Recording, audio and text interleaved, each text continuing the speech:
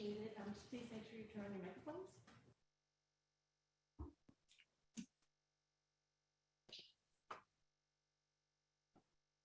All right. Good morning, everyone. It's 9 a.m. I'm going to call to order the El Dorado County Board of Supervisors meeting for Tuesday, June 14th, 2022.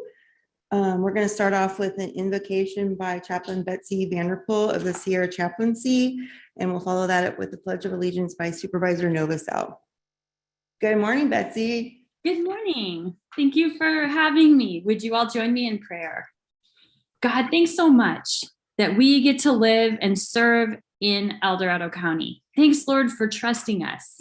And Lord, on this Flag Day, I'm reminded of Calvin Coolidge's quote that we identify the flag with almost everything we hold dear on earth: peace, security, liberty, our family, our friends, our home.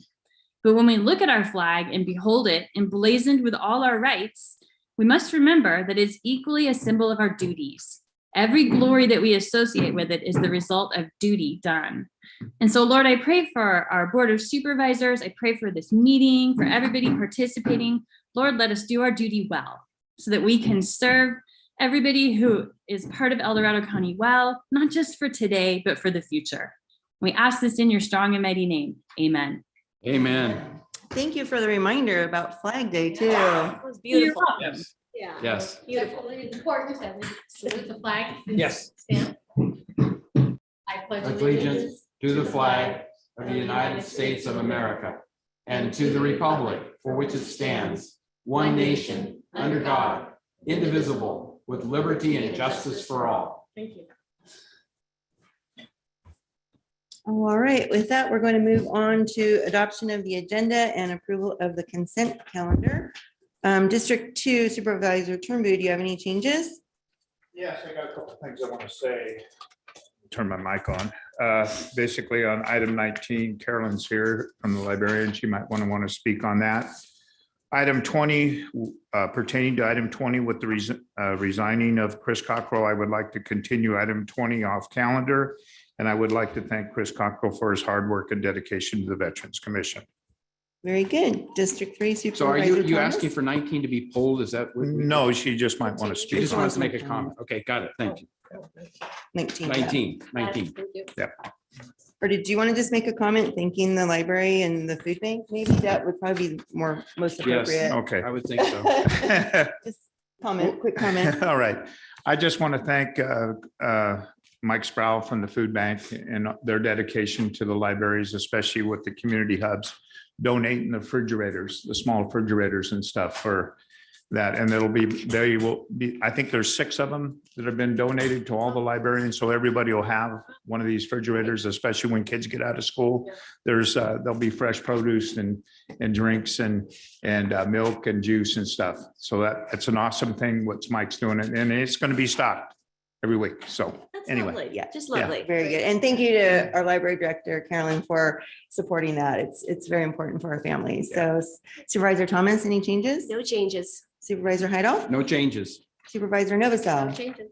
And I have no changes. Kim, public comment on the consent calendar.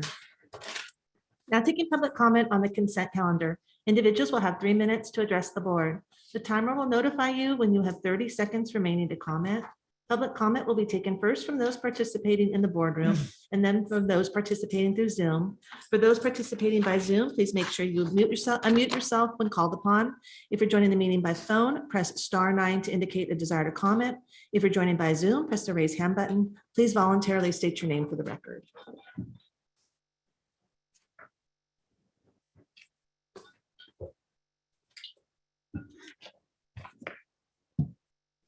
Okay. Good morning, Chair Palin and supervisors.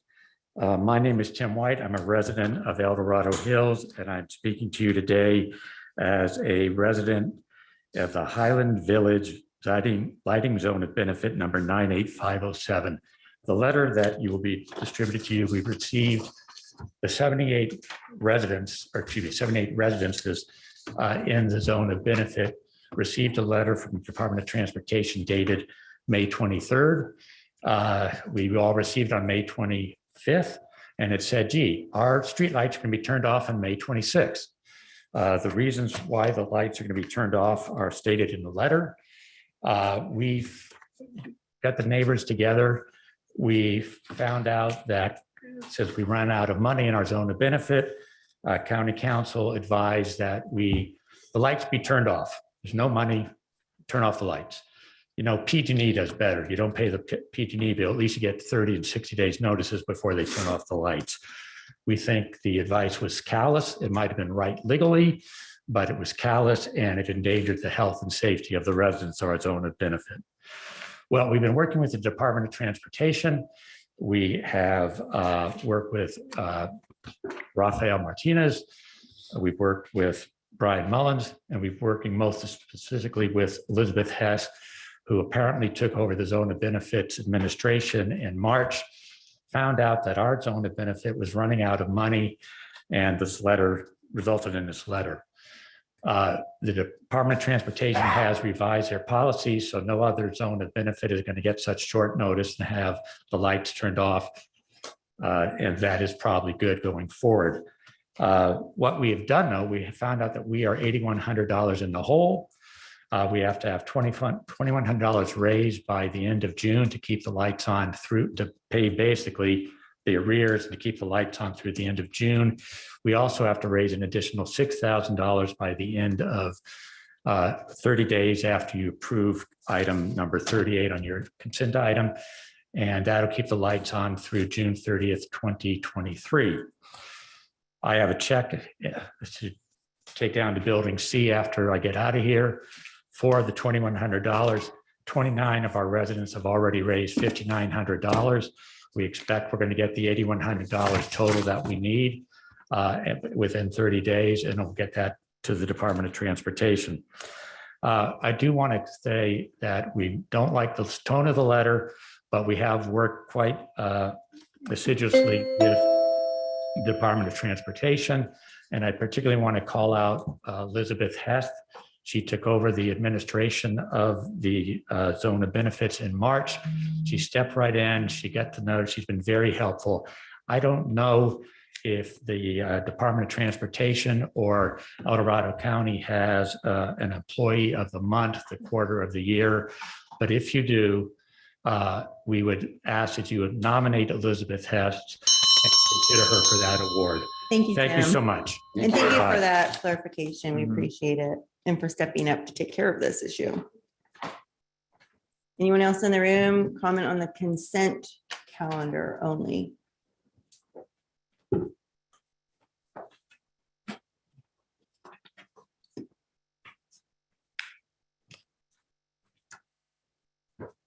Melody Lane, founder of Compass to Truth. In regard to item number 16, I object to the appointment of Mr. Sage to the Coloma Lotus Advisory Committee. But first, let's address the root of the issue. You profess to be committed to good governance, transparency, and accountability. However, it appears that Comrade Parlin has a problem with that. There still has been no reply from you concerning my May 12th and May 22nd emails regarding the errors and omissions in the May 5th CLAC minutes. It begs the questions, are you refusing to provide public services and avoiding accountability to constituents? Does the problem still reside with CAO Don Ashton ordering IT to unlawfully block my ability to email most county staff? Is the problem with David Livingston issuing a directive not to meet or respond to constituents such as he advised George Turnbull? Or could it have something to do with with me exposing Howard Penn and his minions for kicking me off of CL News again for no apparent reason? CLAC does not and never has represented the voice of my community, nor do they have the best interests in mind for the Coloma Lotus region. CLAC represents the liberal river mafia mob, and CL News is run by members of the American River Conservancy and California State Parks. These individuals, many of whom don't even live in the community or El Dorado County, have historically been very hostile, especially towards local conservatives. RMAC has never abided by the Brown Act, and they have on numerous occasions intimidated residents to discourage them from participating in public meetings and necessitating that I involve the law enforcement as per the river management plan. During the May 5th CLAC meeting, Bob Bradshaw questioned why I hadn't applied for the landowner resident representative. The reason is that it was just announced that evening. In fact, the position wasn't even posted until May 9th, nor was any vacancy publicly distributed in order that others may apply. Rusty Sage had already been selected. It is evident that the vacancy was insider information and that the CLAC members are still operating outside of the law, just like RMAC. It is apparent CLAC had no intention of allowing other applicants into their inner circle of serial meetings, which is outside the Brown Act. Lori, don't forget who you work for. On March 19th, 2019, you fraudulently did a bait and switch at the last moment during the RMAC meeting held here at the Coloma Grange Hall, turning it into your personal community meeting. As long as you aid and abet their unlawful activities, you are abusing the public trust and violating your oaths of office. Thank you, Melanie. Your time is I up. suggest you revisit the You're done. Your 3 mandatory minutes are over. ethics Please turn training off the required under microphone. the We're done. Melanie, you need to follow the rules as everybody else does. Please go have a seat. Thank you. You are violating the law, Lori. Make that clear. Follow the protocol, Melody. That's not It's the so protocol. simple. The rights of the public- Please go the sit public down. has broad constitutional rights, and you are Of violating course you the rights do. of Thailand. Go sit down. You are Would anybody else like violating Melody the to law. sit down You so you are can violating the speak? law, and that is for Sit the down, record. Melody. For the public record. Anybody else in the room? Please let us know which consent item you're speaking to also. That really helps us. Good morning. And on this Flag Day, I'd like to just acknowledge the display of the holiday-sized flags at the Veterans Monument. It's an amazing display with the larger flags, and I think it bears attention and visitation. I just want to clarify the item regarding Commissioner Cockrell's agenda item. I don't think that in the public transparency that the item on the agenda is being addressed the way that it was scheduled. And wondering if you could clarify what the status of that item is. Okay, do you have a comment about it? Because if you're gonna have a comment, do it now, Joe. And Mike- you're using your 3 minutes, just so you know. I understand. Okay. My comment is that I hope that this is not an endpoint to that appointment, that it's just the beginning of acknowledging as well all the organizational harms, the individual harms, the status of the county in the eyes of the public, abuse from here to Washington, D.C. And that you as responsible leaders will acknowledge those effects and take responsibility for them in your responsibility to supervise commissioners. I just want to let you know that I was contacted many, many times throughout all of my public comment, asking what to do, how to support you by people who wanted to. And I always encouraged members of the public who reached out to me, who I didn't know, to contact you and to let you know what their voices were and why that was important to them. And I encourage you now to turn the path of that communications back to your constituents. Ask them, those that have been affected, what we can do to restore the public trust. So that's my comment. And if you could clarify the agenda item, I'd appreciate it. Will do. Thank you for that. Thank you. So for clarity, Supervisor Turnbull took the item off calendar. We will not be discussing it and voting on it today. You're welcome to make comments on it because it's an item on the consent calendar. Did I get that right, County Council? Yes, but I think it's worth clarifying that it's because Commissioner Cockrell has resigned the position. Does that help? Maybe it's my hearing aid, Madam Chair. I didn't clear that. So we can or cannot discuss the subject that was on the agenda, at least. So on don't the start the agenda timer regarding for Mr. Ms. Smith. Cockle. So for clarification, Mr. Cockrell has turned in his resignation. Therefore, Supervisor Turnbow took that item off of the consent calendar. We will not be voting on it today because it's a moot point. However, since it was on there, you are welcome to make comments on it. It's item number 20. Thank you. Well, it's very brief. It's the idea that a few weeks ago, Chris posted something on a Facebook page of great interest. It said that El Dorado progressives were going to go to the school board and we're going to wear green and present the case for abortion rights. That's complete fabrication. So I thought I'd tell you the story. I was at the home that Sunday of friends, and several teachers were there and talked about how they felt under siege the last few years, unappreciated.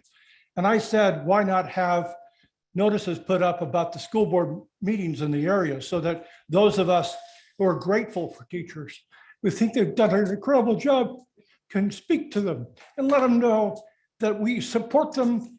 I know I'm grateful for them doing more than just putting up with me. That's all it was. That's all it was. And then somebody puts it up and he never gave me the respect to check out the facts. Last year, there was something written about him and I wasn't going to go off half-cocked. So I went down to him directly and approached him. And I made sure he understood that it doesn't matter about difference of opinion. I welcome that. I learn more from people who have different views than echo my own. And because, well, so I gave him my card, call me. And I just don't want differences of facts out there.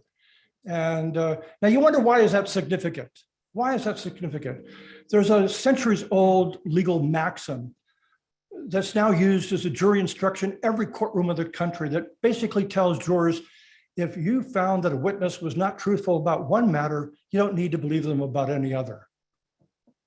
And that's one of many examples why it doesn't matter what Chris says. Nice guy, I don't believe him. The second thing of concern is, look, we're all indebted to veterans. My great-grandparents, my grandparents were in France. They met in World War I. My parents were millions of Americans who fought for war. I don't need lectures. I don't need lectures about how we're indebted, but I also don't need veterans running around engaging in a war here at home who say that Democrats, communists, Black Lives Matter and all that are part of the same group and it's us versus them. This is the United States. I'm tired of that kind of stuff. So the one thankful thing is we're not going to have to hear this, woe is me, I've been misaligned and so is the Proud Boys and that kind of nonsense. So those kind of wars in this country should be over. And that's why I'm glad to see him go. And for some guy who talked about people being light on people looting and the like, if you return stolen property, if that's what's involved here, if I take money out of the bank and I turn it back, am I off the hook? So it is a serious matter. And I hope you look at it closely. Cute Kurt.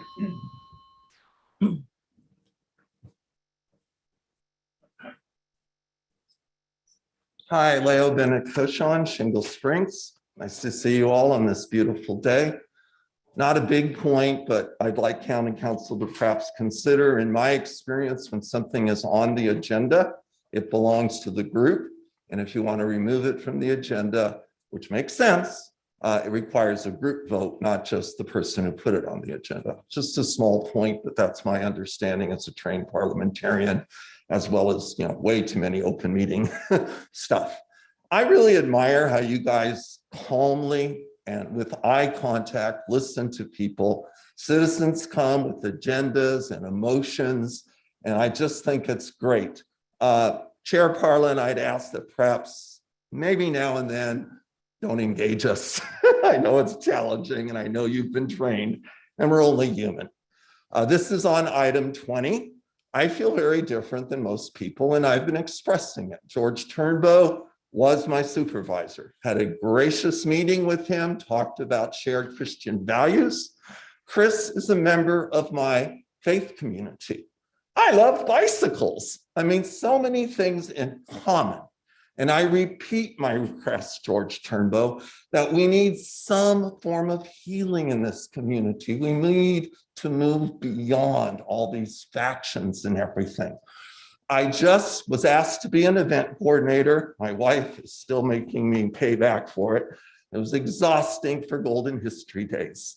I appreciate how Supervisor Thomas's office, Supervisor Parlin's office responded to me as supervisors that had a footprint in the area that we were addressing. I don't understand your office, Supervisor Turnbull. In the beginning, phone calls, responsive. Now, I don't hear anything back, and I come in person and give a flyer, and I still don't hear anything back. I know that's not you, but I would urge that you consider speaking to some of your staff that the communication with citizens is how we heal. And directly to you, Isaiah 59, 9-10. Justice is far from us. Righteousness does not reach us. We look for the light, but all is darkness. For brightness, but we walk in deep shadows. Like the blind, we grope along the way, feeling our way like people without eyes. Please consider bringing Chris and Mandy and everybody that won't talk to me anymore to your kitchen table. Thank you. Thank you, Leo.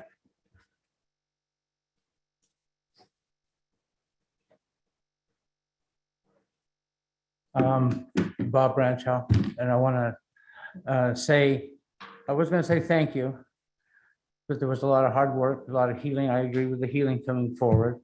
Let's move together. Eric Nelson wrote you a letter regarding item 20 and has made some good suggestions on how to select the next Veterans Committee, Veterans Commission person. I ask that you go through that. As far as the healing, there's only been one side that's been active in the antagonism. So I urge you to keep that in mind too, on who's the one drawing the sides and making it a political discussion rather than just qualifications. So but thank you for all your work that you've been doing. Thank you. Anyone else in the room? Okay, we're going to go off to Zoom then. Seeing no additional public comment from the boardroom, now taking public comment from Zoom participants. Now taking public comment from 390.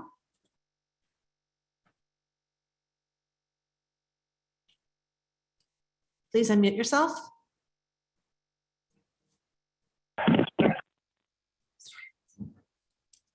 Good morning. Ken Greenwood here from the Triple Junction, if you will, District 523. It's time to chill out. It's time to get on with our business.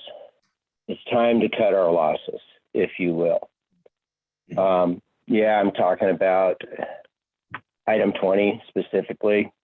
A lot of vitriol. If we could take all the vitriol here, and I think the last three letters of that is oil, we could, let's pretend it is. It's not, and it's not.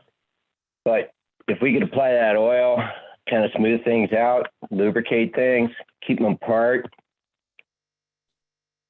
come to the table, if you will, like the last speaker suggested, and get away from all this crap. Looking through the comments, I see a lot of that. I appreciate today's or yesterday's note from Chris. Appreciate it.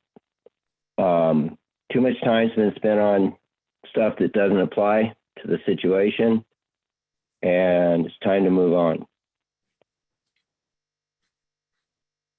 Also, item 16, I believe, yes, Flag Day.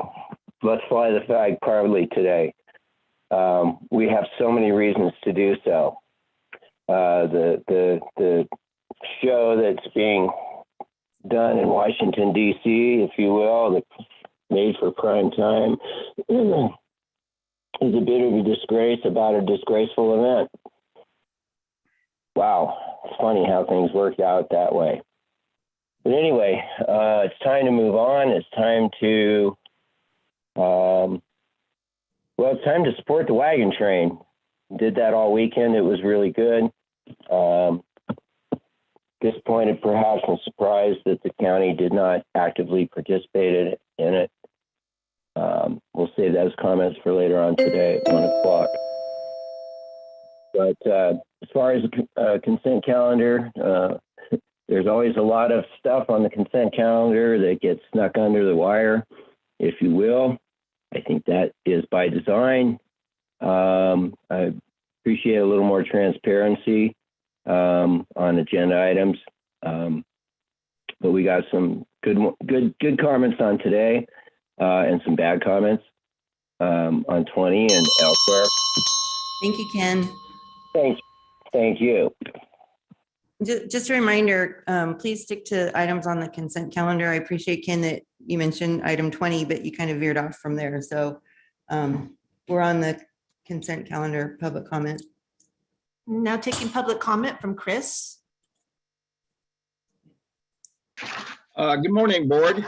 This is Chris Payne at home. Hope I'm coming across clearly. My items are 2, 7, 13, and 19. On 2, having been at the board chambers and talked about the needs of the county fair and their facilities, the 1.19 million from the American Rescue Plan Act will go to a very good cause. And in my understanding, it'll improve the county fair help the county fair association. And certainly with the county fair coming soon, 16th through the 19th, I think that's a very good item, number 2. Number 7, economic development is critical, whether it's the West Slope or whether it's in the basin. To have the 2022 King of the Lakes or Lake Disc Golf Tournament at Bijou Community Park, and to be able to use the county facilities is a very, very good item. And I believe item 7 and the fact that people will be coming to this disc golf tournament. I understand that Supervisor Turnbull is a disc golfer. So anyway, I'm not sure if any of you are, but I just wanted to highlight item 7. Item 13, I know Terry Stratton, I don't know Barry, but the fact that they're being reappointed to the Commission for Youth and Families, I think is noteworthy. And so item 13, I think it's great when people can volunteer and do things for the communities.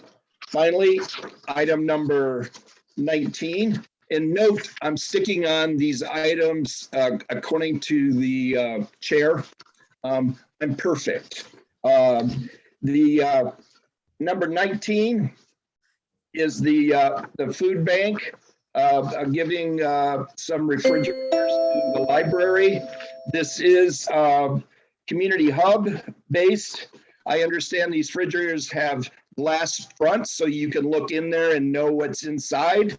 And I believe Mike from the food bank and George for coordinating it. I think it's a wonderful thing that they're doing for our libraries. As you see, I'm counting down to my final second. Thank you very much. Thank you, Chris. Just under the wire. You made All right. it. You made it. Now taking public comment from Eric Nelson. Yeah, good morning. Thank you. So I have COVID and that's why I'm not there in person. I do want to start by saying thank you to the county supervisors. You do a good job of running our county and it is a difficult job. Good people of goodwill can disagree on matters of importance and should still remain friends and friendly. I'm calling on consent item 20 related to Mr. Cockrell. Although the precipitating actions allegedly committed by him may be different, nevertheless, an individual who I consider to be a bully is now off of the Veterans Affairs Commission. The email he sent to me, which you have in the public file, is only one example of what I consider to be his bullying. I think the county should have a zero bullying policy for its commissioners and not just its full-time employees. And to point out, this isn't a partisan attack. Both Mr. Cockrell and I are in the same political party. This is simply my resistance to somebody who I consider to be at times a bully. There's another individual who I also consider to be a bully who's still on the Veterans Affairs Commission. That's John Pomeroy.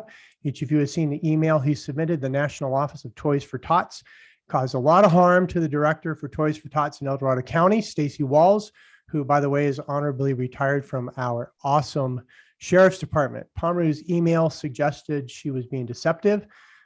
He suggested that she invited Cockrell and the Proud Boys to the December 2020 Bell Tower event. As you know from reading my thorough investigative report, that's now been shown untrue because we know who did do the inviting. This caused Stacy to have to undergo an investigation to see if she invited Cockrell and the Proud Boys. That was humiliating. She was cleared. She was reconfirmed as the local director. Now imagine if each of you suddenly had your credibility challenged in that manner and you had to go and undergo an investigation. All of this because Commissioner Pomeroy decided to contact Toys for Tots national headquarters. He did it in an email where he used his title and he used the county seal. And why did he do it? Well, he says why he did it. He was supporting Chris Cockrell. I raise this matter with you now. I'm going to raise it again later.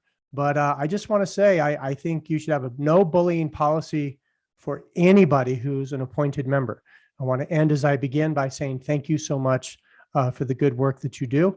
It's nice to see all my friends in the audience on both sides of the political aisle. Everybody have a great day. Thank you, Eric. Now taking public comment from Tracy Doyle. Good morning. Imagine you are in a group, on a Facebook group, and Mandy Rodriguez asked for volunteers to pull together a Christmas event. And then you ask a friend to wear a Santa suit. And then some deranged people who have now developed Chris derangement syndrome pretend you're a Proud Boy and spend almost 2 years going after you. I think it's appalling that Miss Lori, Comrade Lori, is allowing the slander to continue today after the items pulled. I'm sure there'll be legal ramifications for this decision. I think it's disgusting what you did, George. And I think you and Heidel going around talking to people behind Chris's back, spreading stuff, telling people there's a police report. Let's see the police report. Is the police report attached to the item? Seems like all his, the people who have it's Chris derangement syndrome, seem to all think that there's something going on that's not out in the public. Who's spreading this gossip? Who is spreading this? Is it George and John? Check yourselves. David, you should be having consultations with both of them. That's it.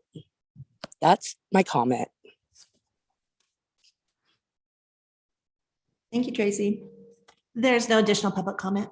Okay, so Kim, will you clarify and read the proposed motion for us so we know what we're voting on? Of course.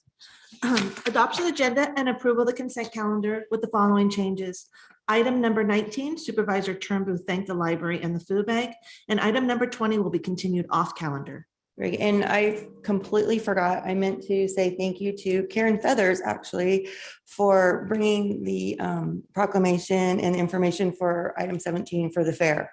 I'm the chair of the board, so it was under my name, but Karen actually provided everything and did all the work. And we do want to encourage everybody to go to our fair. So thank you to Karen for that.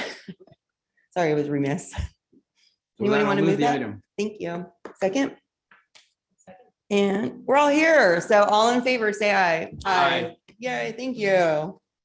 Okay, we're going to move on. We have enough time. Yeah, we do. I think we'll move on to item 46. Does that sound right? Item 46 comes from the Chief Administrative Office recommending the board, 1, appoint the following Charter Review Committee members consisting of 1 representative and 1 alternate, if available at the time per supervisorial district. And 2, provide direction on charter topics for the committee's review, discussion, and recommendation. Good morning, Board. Jennifer Franich, Chief Administrative Office. So today we wanted to have a discussion about the Charter Review Committee. As a reminder, the El Dorado County Charter states that that the board should convene a Charter Review Committee every 5 years. And the purpose is to review the charter, have at least 2 public hearings, and make recommendations for amendments or revisions to the charter to the board. The Charter Review Committee isn't, in the charter, it doesn't say what the composition should be or provide us very much direction on how to put that together. But the last 5 Charter Review Committees have been an appointee from each of the supervisorial districts and then an alternate. So today, that's what we're proposing, and thank you for all of your nominations. And then last, we want to hear from you on what topics the Charter Review Committee should start their discussions on. Okay, board discussion on topics. Supervisor Novosel. I was just surprised to see Jim Matrician's name on here. I'm so Yes, excited. wasn't that was a I'm nice so surprise, excited. huh? Score, right? That's great. I And was Sherry delighted. Rafferty also. Yeah. Yes, Yeah. yeah, good That people. was impressive to people on see. it. And then I did want to ask, because I didn't realize I needed an alternate. Should we go ahead and look at that and bring that back? I think it's- If yeah, you feel that you need one, you can. If you don't, you don't. That's kind of what my understanding was, is. Okay. Yeah, I hadn't even thought of that. And, yeah, I'm thinking I may get one. So, Yeah. okay, I'll bring that back. Yeah, and those can be brought back anytime, Yeah, so, yeah. Yeah. And then Jennifer, when do you anticipate that the group will get started? We're hoping to, we'll figure out everybody's schedules to try to make sure that we schedule meetings that work for everyone on the committee. But we're hoping to start next month. Okay, Okay. very good. Okay, And Supervisor what, a Heidel? couple Oh, sorry. years- I'm sorry. Go ahead. Follow up a couple of years, like a year. How long do you think on that? It depends on what we the just- Charter Review Committee wants to discuss. We try to kind of schedule it around the next elections, because what I didn't mention before is that, of course, any change to the charter has to go on a ballot for an election. And it has to be approved by the voters. So in this case, I don't think we would be making it for the fall election, but maybe the one following that. So Yeah, and which honestly, I think this is nice that we have a little bit Yep. more time, because the last Charter Review Committee was really rushed and it was a crunch. So this will be more relaxing, I hope, and they can take their time on these issues, but that'll depend on the committee and how they want to run it, I guess, right? So, Thank you. yeah, Supervisor Heidel? Yes, in the past, we oftentimes would have grand jury reports, and obviously the charter committee would look at those things based upon recommendations. I haven't seen anything recently from the current grand jury. Are we anticipating any probability there would be something from the grand jury that the charter committee should look at? Is anybody aware of that? The grand jury report should be, well, by law, they have to be issued by June 30th. Yeah. I've not seen them yet either. I wouldn't know if they're to have any recommendations in there related to the charter. You're right, Supervisor Heidel, that a few years ago when the Charter Review Committee met, there were some specific recommendations from the grand jury to revise the charter. I'm not aware of any of those conversations taking place this time. Okay, so that's one category that could enter into the discussion about topics that the charter committee should review. The one that I want to volunteer that I think the charter committee, if it's legal, should consider is Prop 172, which was the public safety funding that all of the voters approved many years ago. The intent was for that to provide funding for police and fire services. In our history in El Dorado County, the funds that have been received by the county have not facilitated any fire service. It's been limited to our sheriff's office, our public defender, and the district attorney's office, is my understanding, our public safety group. So given the fact that we've seen a recent history where there are what I'll call some surplus excess funds from the Prop 172 ventures, I would think it'd be worthwhile to consider defining how those funds could, or some portion of those funds could possibly be used to assist our fire service. Because I think it's time to rethink what happened many, many years ago, because other fire agencies did receive some Prop 172 funds in the county. In El Dorado County, that didn't happen. Recognizing the situation with a lot of our fire agencies that are struggling to try to make ends meet. Pioneer is probably the most difficult one to talk about these days with what happened with the devastation, obviously in Grizzly Flat and where they've been. But every one of the fire departments has something going on that is concerning, maybe with the exception of El Dorado Hills, but I didn't even include El Dorado Hills in that. So if we could ask the charter committee within reason to consider looking at the Prop 172 funds, the desire of the voters originally, and possibly defining some method of allocating some of those funds. And maybe that has to be an annual thing that's looked at based upon the funding that's available. I don't know what the terms might be, but I do think that's a category we should consider at this point. Because I think it would provide great assistance to a lot of the very stressed fire departments to provide some additional resources, which are difficult. And it also, I think, sends a message that if you're looking at a special assessment from a fire district, the fact that the county has been able to reallocate some of those funds gives you some hope that there's stability to come in the future. So I think it's an encouraging message if it can be done appropriately. The bottom line is I like something the voters vote on. And the charter provisions give us that opportunity to make sure the voters would vote on it should the charter committee choose to advance it and recommend it be put on a ballot. So I have a question. So that is not currently something in the charter, correct? it is not. That's correct. It is So not. you're saying you want to put something about funding into consider- the charter, which I'm guessing the CAO is going to highly recommend we don't do that because of our policy to flexibility of board funds and all that stuff. But Carrie, go ahead. So- But I think there could be terms written in the charter. Go Well, ahead. I'm like going, oh. I have a creative spirit here. So some of you are getting to know me too well. Uh-huh. One minor correction that, and it's not, doesn't change the context of Supervisor Heidel's comments, but probation department also receives. Okay, probation, thank you. Yes, so again, that's just minor. How Prop 172 funding is distributed is distributed and allocated as a policy decision of your board.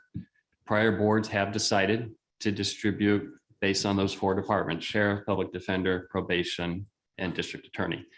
The board could change that distribution anytime you like. My advice to you as your CAO is to maintain that flexibility. And if you want to have those conversations, you can do that any week. You want to set it by policy, not by having something in the charter where the voters approve.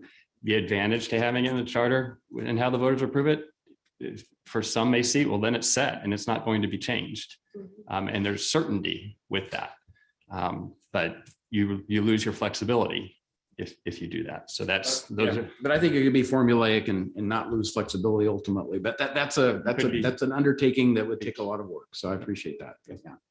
Okay. And then we're going to have public comment too that we'll want to discuss because they might come up with some ideas, just so you know. Supervisor Thomas. Oh, yes, thank you. First of all, I would just like to thank everyone who has stepped up on this list to serve. I am really delighted to have Jim Matrician, the former clerk of the board, as well as Mindy Jackson, the former executive director of El Dorado Transit, serving for District 3. And all of the people on this list are very knowledgeable of our community, our county, and just appreciate their service. There are 3 areas of focus that I've already talked to Jim and Mindy about that I might suggest for the committee, recognizing that the Charter Review Committee has autonomy to focus on what they want, and I fully support that. But here's some recommendations that I have. Number 2, Article 2 under the Board of Supervisors under term of office. I know we've wrestled with whether it's 2 or 3 terms on this board before, and the voters turned down a 3rd term last time. And I think it's worthy of a consideration by the committee. This is such a complex job, and El Dorado County is such a complex organization. And if you don't have experience in local government coming into this job, I think it makes it even harder. It's just, this is just a huge organization. And there's a steep learning curve for anyone that comes in this seat. And so the committee might suggest adding a third term to this so that there is some continuity, there's some depth of background and experience. However, with a caveat, and I really believe this, that somehow there should be a provision that a third term does not extend to any current sitting supervisor. I do not ever want to have the public feel that it is self-serving in any way. So it would be not applied to this board, but going forward. So and I don't know how you quite do that, but okay, yeah. But just make that. I think you're right. clear. I think we did. Yeah. It's worthy of another conversation.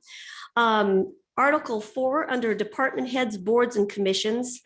I think I look forward to the charter committee just wrestling with, do we have the right range of electeds at the county? We have a lot of electeds, and only the assessor, DA, and the sheriff are mandated to be elected. So should offices be combined? There's different ways that different counties in the state handle that. And I think that would be a rich discussion. I don't know what the answer is, but that's, I think, worthy of a conversation. Also, is it a possibility to stagger the electeds? For example, right now, all of our elected department heads are on the same election cycle. And that could be, boy, that could have strong ramifications for our county if everyone in those departments were brand new. That could be really challenging. And I don't know if the charter would allow for staggered positions, if there would be value in that. So once again, worthy of a conversation, don't know the answer to that. And then the last item is really more of a clarification. Article 5 under personnel, that's 502.2, the Civil Service Commission. Our charter states that each supervisor nominates a member that is then approved by the Board of Supervisors as a whole. And I recognize, I don't believe this is our current practice. It looks like we are following our county ordinance, which is section 2.16.0.030, which states that the board approves as a whole. So a slate is brought forward and the board approves it.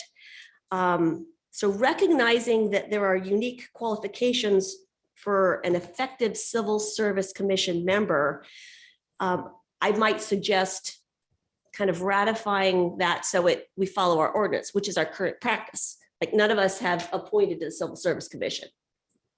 So our practice is different than our charter, and our ordinance are not quite reconciled. So have the Charter Review Committee reconcile that. So those are my suggestions. So county council on something like that, where the charter and our ordinances don't mesh, which one trumps and should win? I mean, what should we be doing? The charter. Okay. So then that's a more difficult thing to change because it has to go to the voters, correct? That's correct. Okay.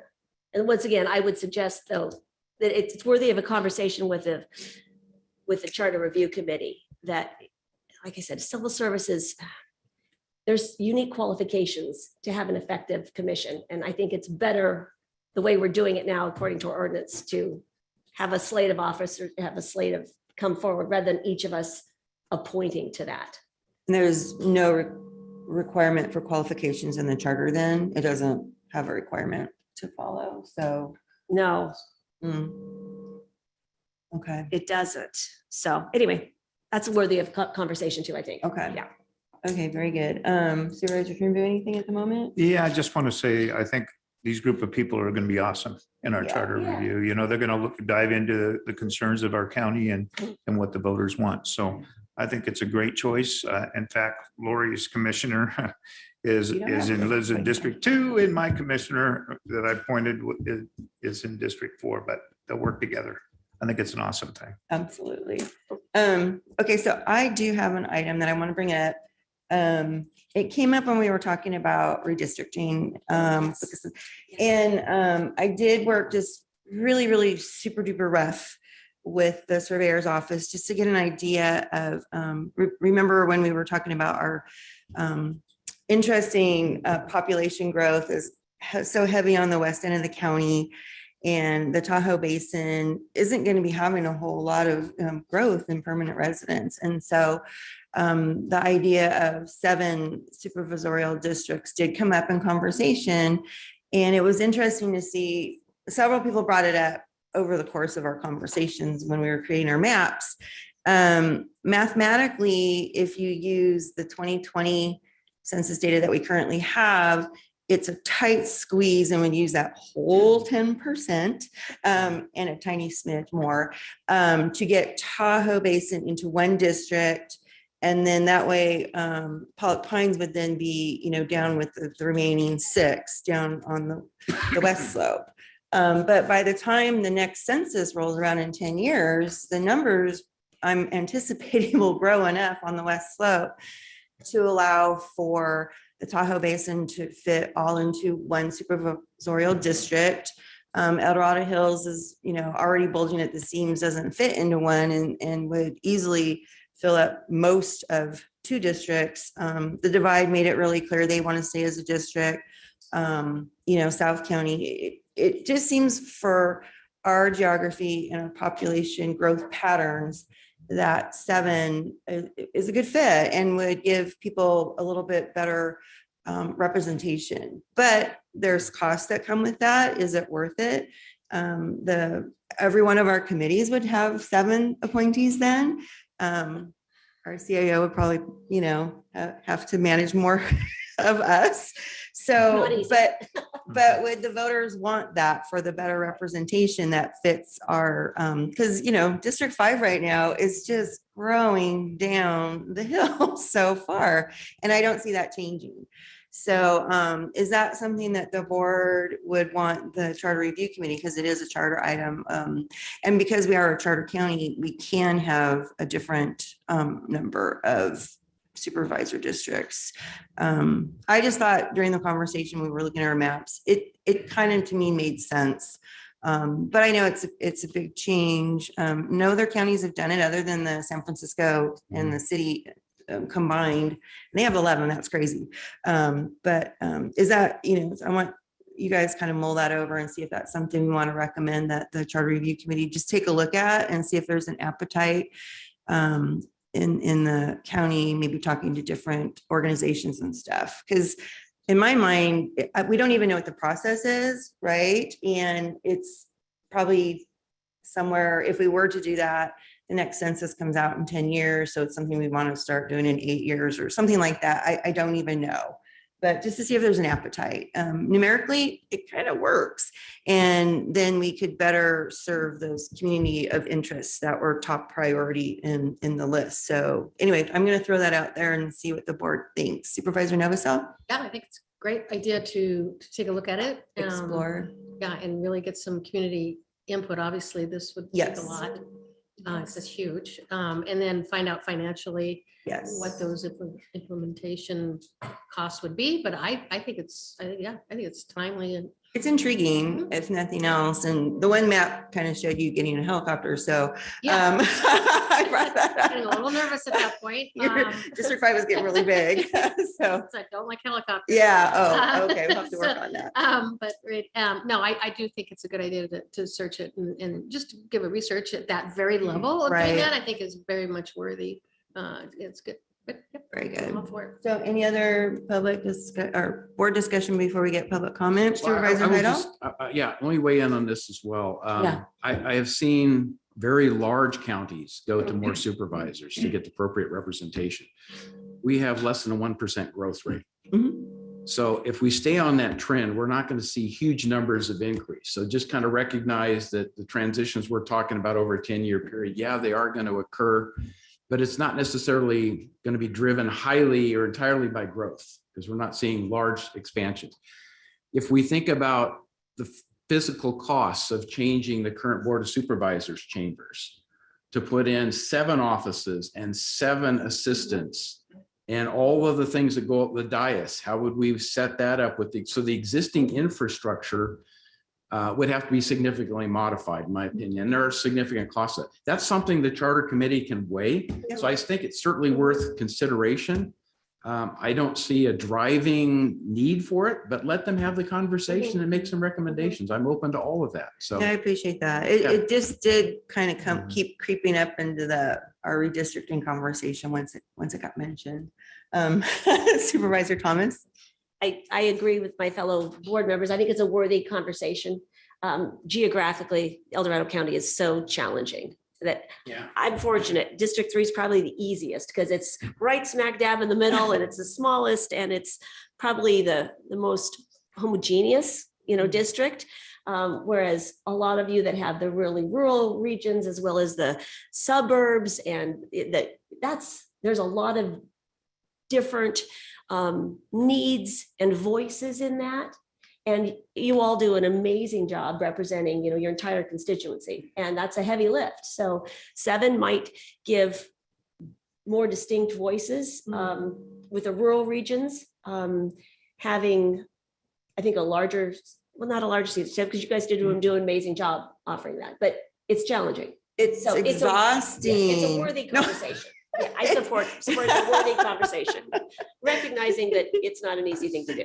Yeah, no, I appreciate you recognizing that because it's true. I enjoy it thoroughly, but I'm in Georgetown and cool and people don't realize, and it's good that they don't actually realize where they go, where do you live again? And I'm like, oh, I actually live on the Highway 50 corridor.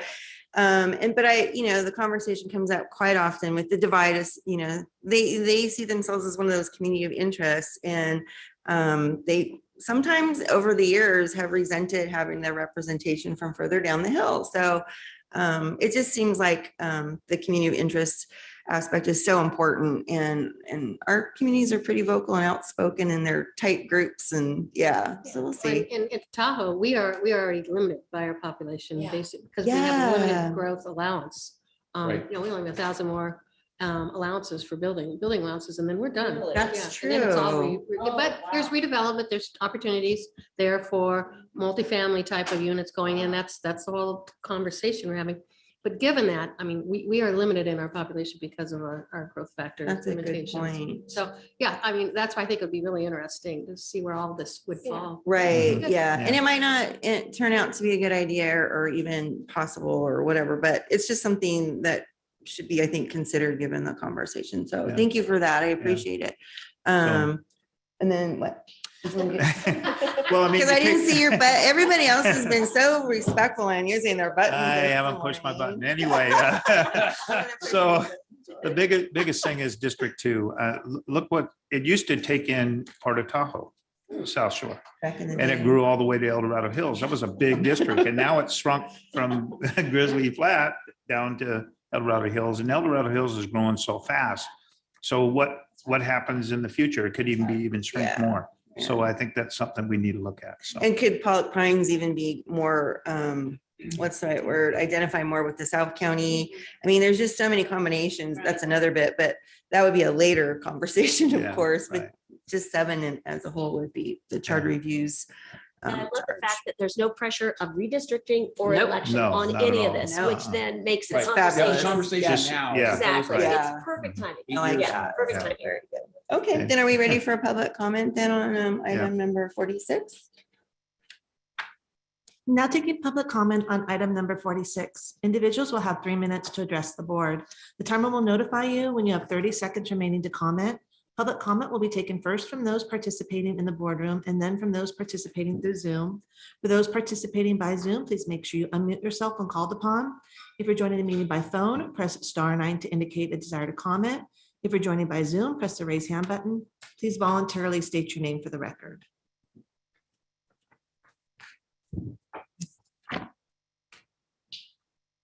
Tim White from El Dorado Hills. I came to speak on a consent item, and then I stayed a little longer than I expected, and this provides me an opportunity to make some comments. First off, with respect to the appointment of Richard Ross from District 1, Richard is a great individual. He will be an asset to this Charter Review Committee. He served as an alternate on the previous one. He's knowledgeable about the county and its operations, and I know he will be a very, very good force and speaker on this subject. With respect to one item that Supervisor Heidel mentioned, Prop 172, as a LAFCO commissioner representing the special districts in the county, 14 of them, as you know, are fire districts or provide fire services. If there is XX funds and Prop 172 funds available, our fire districts many of them are fiscally challenged. In a business world, we would look at it and we would put several of them on a bankruptcy watch because quite frankly, some of them are going to be running out of money in the next 2 to 3 years. And it's difficult to see without additional funding coming to them how they will continue to operate. So I think that's something that should be looked at, whether it's a charter committee revision, or whether it's a Board of Supervisors decision. It needs to come up to the table and it needs a serious discussion.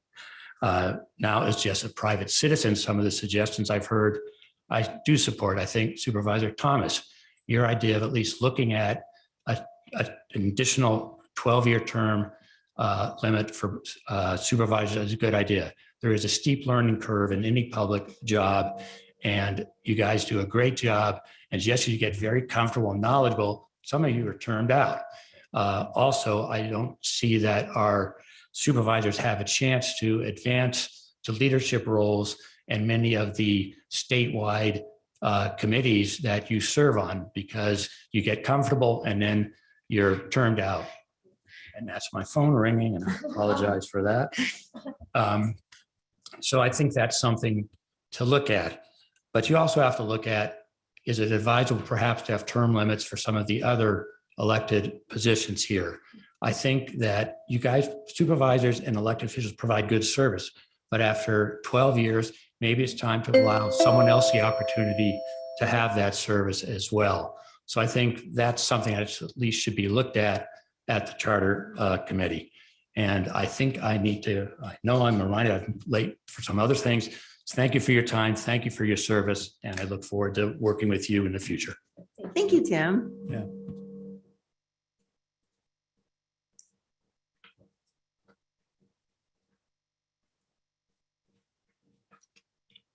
Leo Bennett Koshan, Shingle Springs. My experience with charters is primarily in the school environment as well as in the church environment. You have spoken about how everything goes to the voters, which is commendable. In those two environments, we learned over the years that having a just the top-down process, which is mostly what I'm hearing, doesn't get the buy-in. That having a bottom-up component where you truly go to the voters as you look at your charter, gets that buy-in. I love your preamble. The charter was we the people of El Dorado County adopt the charter to provide a county government that is responsive to public safety, infrastructure, and other appropriate needs as provided by county government in a democratic and just manner. I think we all know that we're in a state of crisis in terms of what does a democratic and just manner mean nationally. And the beauty of local government is it's the school of governance for people. And this is an opportunity to connect with the people and let them know, I do believe you are an instrument of the state of California. You're not the state of El Dorado. The charter is something that you create under the infrastructure, and lots of people don't realize that your hands are tied, you're funding, you're part of you talk about how diverse El Dorado County is, a large, diverse, complicated state. And that's what democracy is all about. How can we work together in the best interest of the public? I loved your good governance workshop, perhaps having a workshop on the charter. I know you need flexibility, but the central point that they drove home to me in history back in high school, we want a government of law and rules, not people. So that's where you need that balance so that there are some guardrails and practices that maintain democracy in a just manner. Your elected headpiece, I encourage you to look at. You have a new sheriff. Unfortunately, from my perspective, there is a constitutional sheriff movement out there that colors the dealings of sheriffs with the elected board. You're an elected head is very different than an elected board that's governing together and has the funding responsibility. And I think making that clear going into the future would help the public safety part of the charter. Thank you for listening. Thank you, Leo. Anyone else in the room on this item? Okay, we'll go to Zoom. And now taking public comment from our Zoom participants. Now taking public comment from Andy Nevis. Hey, good morning, board. Andy Nevis, Shingle Springs. I just wanted to compliment you on the group of folks that you've brought together. I think it's a phenomenal committee you've got. All of those members are heavily involved in county government and have years and years of experience. So I think they'll do quite well. A couple of things, I could probably nerd out on a lot of the suggestions that have come forth this morning, but that's why we have a committee. So I'll spare you from that this morning, and I'll share those with them. But I do think a couple of things to keep in mind. First of all, I would encourage you to have them take their time on this. These are complex things. We need to be looking at what other counties are doing, what's worked well there, what hasn't worked well there.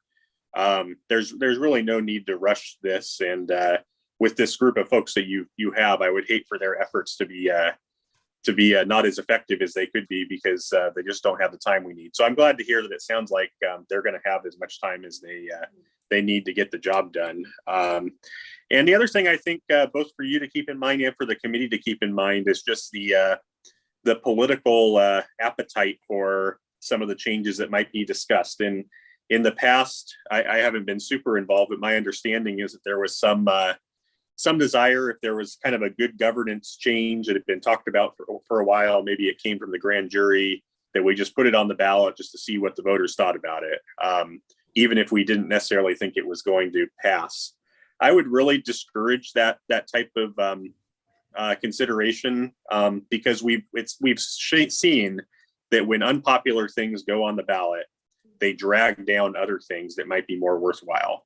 And I would hate to have some, theoretical good governance idea that might actually be a good idea, but nevertheless isn't going to pass, end up on the ballot and end up tanking other good ideas. So, that can be a consideration for later, but I just wanted to throw that out at the outset as well for both the committee members and for you to be thinking about as you're contemplating what changes might be appropriate. So with that, thank you, guys. Thank you, Andy. Now taking public comment from Chris. Good morning again. Just wanted to comment on item 46. I consider myself a charter historian. I chaired the 2014 and 2018 charters. I also wanted to highlight Richard Ross, Rachel Michelin, who's an alternate for District 1, was a regular member of, I believe, both of those years. Sherry Rafferty, former treasurer tax collector, Jim Mitchison, clerk of the board, but also clerk of the Charter Review Committee. Bill Carey, former building official, Jeannie Harper, also has experience. This is a great group. You should be very happy to have these individuals and the experience that they have. Note that you can go to Legistar and go to 2014, 2018 and look at the past minutes, which I think is very important. Supervisor Thomas, the number of terms, the number and type of electeds, that's been previously discussed at length. The minutes reflect some of that. Not that it shouldn't be always looked at when you have a fresh charter review committee. And certainly the Civil Service Commission appointees process should be consistent. We dealt with a number of issues that where we were looking for consistency. It's critically important to have the Charter Review Committee be working in conjunction with the CIO's office, because the CIO knows what technical changes may need to be made. That's been reflected, I believe, in 2018. the fact of the 7 possible supervisorial districts. That would be an interesting discussion, but as Supervisor Heidel has said, there also is technical issues and the inherent cost. I want to say, no matter how fast you thought we had to get into our business in 2014, 2018, the quality of effort was there. I felt that the people that I worked with were great, and I thought that they certainly got into the whole role very effectively. Leo, I just wanted to give you the last paragraph of the preamble. The people expect that the business of the county will be conducted using equitable methods, and that result shall benefit no individual or groups of individuals to the detriment of the people. So ends my comment. Perfect. Thank you, Chris. Now taking public comment from 390.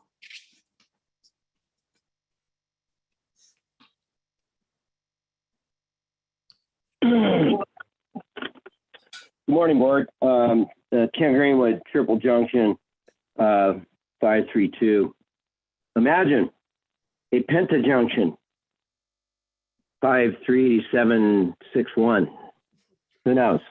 The possibilities would be endless with 7 supervisorial districts. I question that. And I look at San Francisco. You cited that earlier as having 7. That's a cluster I wouldn't want to ever emulate.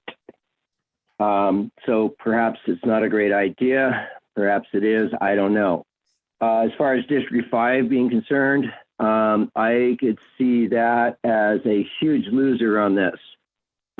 There you have, imagine you have one representative for basically all of Tahoe. You think you're isolated now? Imagine how a 6-to-1 vote would go. I think that the Tahoe has more power by being more diverse and still having 1 of 5 versus 1 of 7. So I think that would be a huge mistake. Even here at 3,200 feet, I do share many of the issues that, snow removal, cold, fire hazard, this, that, and the other thing. A lot of very similar situations. VHRs are going to start being popular in Pollock Pines, I'm sure, if they already aren't. People trying to escape. Anyway, so again, I see Tahoe as a big loser on that one with 7 districts. Term limits. I recall when they weren't in place. And that was an incredible cluster of power. And people, and talk about a good old boys, and to be fair now, it'd have to be good old boys and girls club. I'm not sure we really want to get people that entrenched. A third term, perhaps. Well, no, take it off and try again later on. Like the current charter. Term limits on other offices, maybe. Not that some of these, and certainly that would not apply to sheriff. But I'm not sure that's a great idea, or maybe it is. I don't know. Andy brought up that put it on the ballot and diluting other items. Yeah, that's a great possibility of that. Obviously, and we. Thank you, Ken. Voter fatigue. Thank you. There's no additional public comment. Okay, so Jennifer, did you kind of get an idea? Do you want to rattle back what you heard from us? Sure, I can do that. So I have 6 topics from the supervisors. We have looking at the grand jury reports, if there's anything in there that asks the Charter Review Committee to look at topics. Looking at adding some direction for Prop 172. Looking at terms of office and specifically adding a third term, which would not extend to any sitting supervisor, but would take effect later on.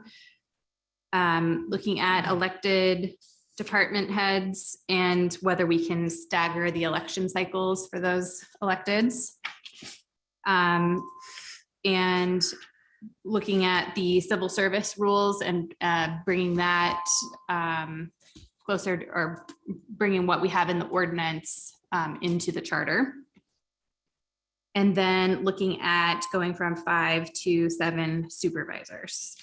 And then in public comment, there was one idea for looking at term limits also for the other elected officials. And then I do want to just note for members of the public, these meetings are subject to the Brown Act, so they are open and public meetings. So there's ample opportunity. You can send in written comments. You can attend the meetings just like you do Board of Supervisors meetings. And then, as I noted before, there's a requirement for at least 2 public hearings to be conducted. And then anything that is proposed by the Charter Review Committee and that the board would want to go on the ballot would have to be approved by resolution in order to go on the ballot. So this will definitely be a public process, not only as a result of having appointed Charter Review Committee members, but also everything should be very open and there's a lot of opportunity there. Right. And that the Charter Review Committee will also be kind of like all the other committees where you can go on our website and sign up for the notices, the GovDeliv system. So if people want to engage, and we can put it in our newsletters, tell people where to sign up. Yes. And all that. So then let's talk about the list of items that were proposed. I honestly think that the Prop 172 conversation should not be with the Charter Review Committee, but maybe with the budget ad hoc perhaps, or something like that. It just to me makes more sense. And if we're looking at that many issues and that one's so political and complicated, we don't want a whole bunch of things floating out on ballots just to mess. Yeah, I don't know. I'm concerned about that I was a little one. uncomfortable that, well, and John, I appreciate, Yeah. the conversation, but I do think it's more of a budgetary conversation than perhaps an actual charter change, but you know. Yeah, what I'm curious to see. My Does that make thought sense is to the you? fire department needs some stability in knowing what kind of funding they're Sure. looking at on a year over year basis. And if it's subject to every year a different board of supervisors determining if there's quote excess or whatever funds, it just doesn't seem like an appropriate distribution based upon the proposition that was put forward, what the voters intended. But they've They- also said that about marijuana, about a lot of other things. There's a lot of propositions out there. The bottom line is we control where our, preferences are through our budgetary process. And I think that is truly where it needs to stay because it is a budget process. And I'm sorry, but that is the will of our supervisors. We're elected to determine direction through our budgets. And that's our biggest issue. That's probably our biggest power we have, is to be able to control that. And I think it is important that we keep that control. Just my- If it could lead to a discussion that creates a stability, some sense of stability for the fire departments in terms of their allocation of Prop 170, I would support that with not being within the charter. But I do not support a year by year looking at thing and, okay, we can give them a little money this year, but next year we can't. That doesn't make any sense to So me. maybe through reserves, We get into trouble when we revisit things year after year. Yeah, I agree with that. I think this is a larger, more complex conversation though, than can be embodied in a charter review committee. It's more complicated than that. So I think it's a worthy discussion and better directed through board policy than tying our hands to a charter, which we've seen the problem when we do that too. Correct. And I wholeheartedly agree. That's where I was going to go, is this is a bigger problem, a bigger issue with the fire system in El Dorado County as a whole. And we have been over the last several years trying to incentivize with budget, ways to improve the system. And so far hasn't gone anywhere. And so I don't know, CAO, do you think that this is a conversation for a budget ad hoc committee or the fire district group? Because there's 2 different ad hocs, or maybe we need a new one. What are your thoughts? Because you're aware of all this. I don't want a new committee. Uh, Yeah, quite frankly, it'd be a conversation. It's not going to work. It'd be a conversation with the Fire Advisory Committee, which I It believe is. is District 4 and District 1, and the Budget Ad Hoc Committee, which is typically the chair and vice chair. Right. It touches both. We've had this conversation before about fire districts, and it's not unique to El Dorado County. This is a common issue across rural California, the challenges with that.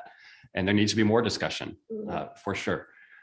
If the desire of the board is not to have it with the Charter Review Committee and have it be part of the budget policy discussion, I would suggest starting with the Budget Ad Hoc Committee to come up with some initial thoughts and then transitioning that at some point to the Fire Advisory Group.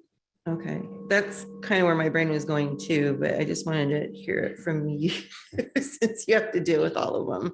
So I agree with that path, and is everybody comfortable with that as a starting point for this conversation? That can be our direction, correct? I feel better about that. I'm okay with that because we can always bring it back to the charter committee. Absolutely, there it It is. seems appropriate because my concern is how do we get this done as opposed to kicking the can around? get that. Right, And absolutely. it's We're in a been going on sense for of years. urgency yeah. with our fire districts, in my opinion, and we that. need to, from the board's perspective, look at what we can do to provide public money that's been approved by the voters to put some of that money back into fire as opposed to only the county services But then associated again- with public safety. Then again, I would still caution us to say, just because there's a proposition out there. Yep. We've had a lot of propositions of telling us where we need to put Right. our money, True. and it has not happened. A lot of them are misleading. Yeah. That's right. So, for whatever reason. Right. Right. Yeah. I don't want to get into that conversation per se, but, I will say that I do think when we look at our budget every year, that's the process of fiscally deciding.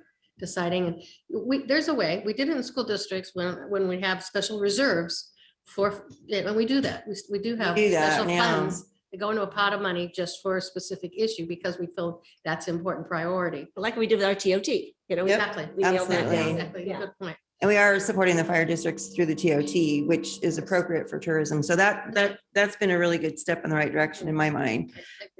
So, okay, then I do like that thought of let's start it off with the Budget Ad Hoc Committee, looking at potential funding, where we want to go with that. And it can always end up in the Charter Review Committee later on. Yeah, that's fine. I'm okay with that. So back to the other, I Yeah. liked the public's, I can't recall who it was, but the comment about also including the other electeds for term limits. I know, and I won't say whom, but there's someone on the committee that I've had this conversation with saying, but we're professionals, when all the other electeds, and so perhaps longer term limits. But I Right, correct. to start off, but I do think that's worthy of the conversation. Yeah, I Okay. agree. Okay. And then Supervisor Thomas, CAO button. Going out That's on exciting. going out on a limb a little bit, but if Yeah. I remember correctly, the state constitution does not allow for term limits for the sheriff, the DA, and the assessor. Right. The three, Right. yes. Correct. Yeah, Yes. Just keep that in mind. if I talk to Absolutely. They're term limits for excluded elected. from any term Absolutely. limit discussion. Yes. Absolutely. So it'd be exploring the others. It would Okay. only be the other electeds defined by our charter, not the state Okay. constitution. Correct.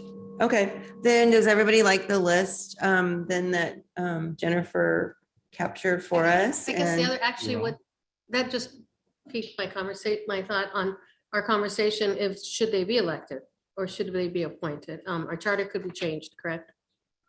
Uh-huh. On those other than those three. And that was part, You know what? County council just advised me another county and their charter does have term limits for those three. So I could be wrong. So we would Okay. have to look at Oh, that. really? Oh, Yeah. I was not aware of that.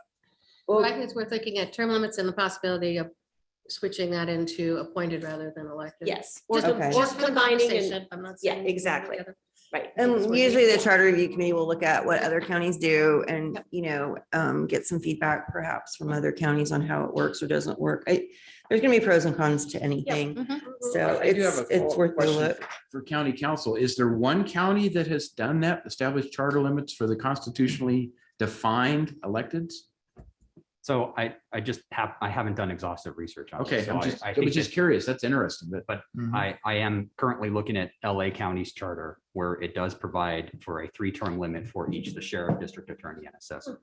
And I would suggest that is new within the last 10 years because Sherman Block was the sheriff for like 30 years. Wow. before that. So, Okay. Maybe he But it's caused been that. proven- but it's been proven consistent with the state constitution. go there. It's obviously Yeah. had a test, a legal test. I can't say that. Yeah. it has. Okay. There, Interesting. I did find an unpublished decision where there was a challenge to that vote, that provision, but the challenge was brought before the election. It was deemed moot because the measure passed. So it is not dispositive of the substantive issue. Wow. Thank Okay. you. Thank you. And there will be county council advising the charter review committee as they go too, to make sure that they, stay within the bounds of what is actually doable. So So that's one thing we haven't talked about, staff's commitment to the charter review committee, because in the past, we did have the clerk of the board very engaged in that. I'm assuming we're going to take that same approach. I mean, county council needs to be involved, but can you just give me an idea of what specific staff you think would be the supportive team that's there on a regular basis? Yes, so it will actually be Emma Owens from the Chief Administrative Office that Okay. will mostly be staffing from the CAO, and then I'll let Kim and Dave let you know who they're sending. So it'd basically be Think I three know, parts but of just our in case organization it's changed. supporting it. CAO's office included the clerk of the board and then county council. So Yes. excellent. That helps me understand that support mechanism. Thank you. okay. Are we good then with, do we need a motion to delineating all those things, or what would you like I would prefer a motion. with those things? Yes, ma'am. Did you capture the things? Do we need to rattle I off the could go through things? them again if needed. This is what I have from what Jennifer spoke to. So some of the direction that was provided to staff was looking at if there was going to be a grand jury report. Terms of office for board members, potentially looking at a third term, however, excluding current sitting board members. Looking at elected department heads staggering their terms or their elections. Civil service rules aligning with the ordinance and the charter. Looking at going from a board of supervisors from 5 members to 7, and looking at term limits for elected department heads, and also looking at whether they should be appointed or elected. Nice. Was that everything, you guys? I think so. Okay, so I'll make a motion covered it. to approve item 1, which is appointment of our 5 charter review committee members, and then item 2, according to what we just heard. I'll second that. Excellent. And then with the direction that the budget ad hoc committee is going to look at that. With the problem. direction of Yes. budget. So we'll add that in there to make sure it's in the mix. Okay, all in favor, say aye. Aye. Great, very good conversation. Charter review is a big deal. So thank you so much, everyone. Okay, oh, we need a 5-minute. Yep, we can go. Run, run.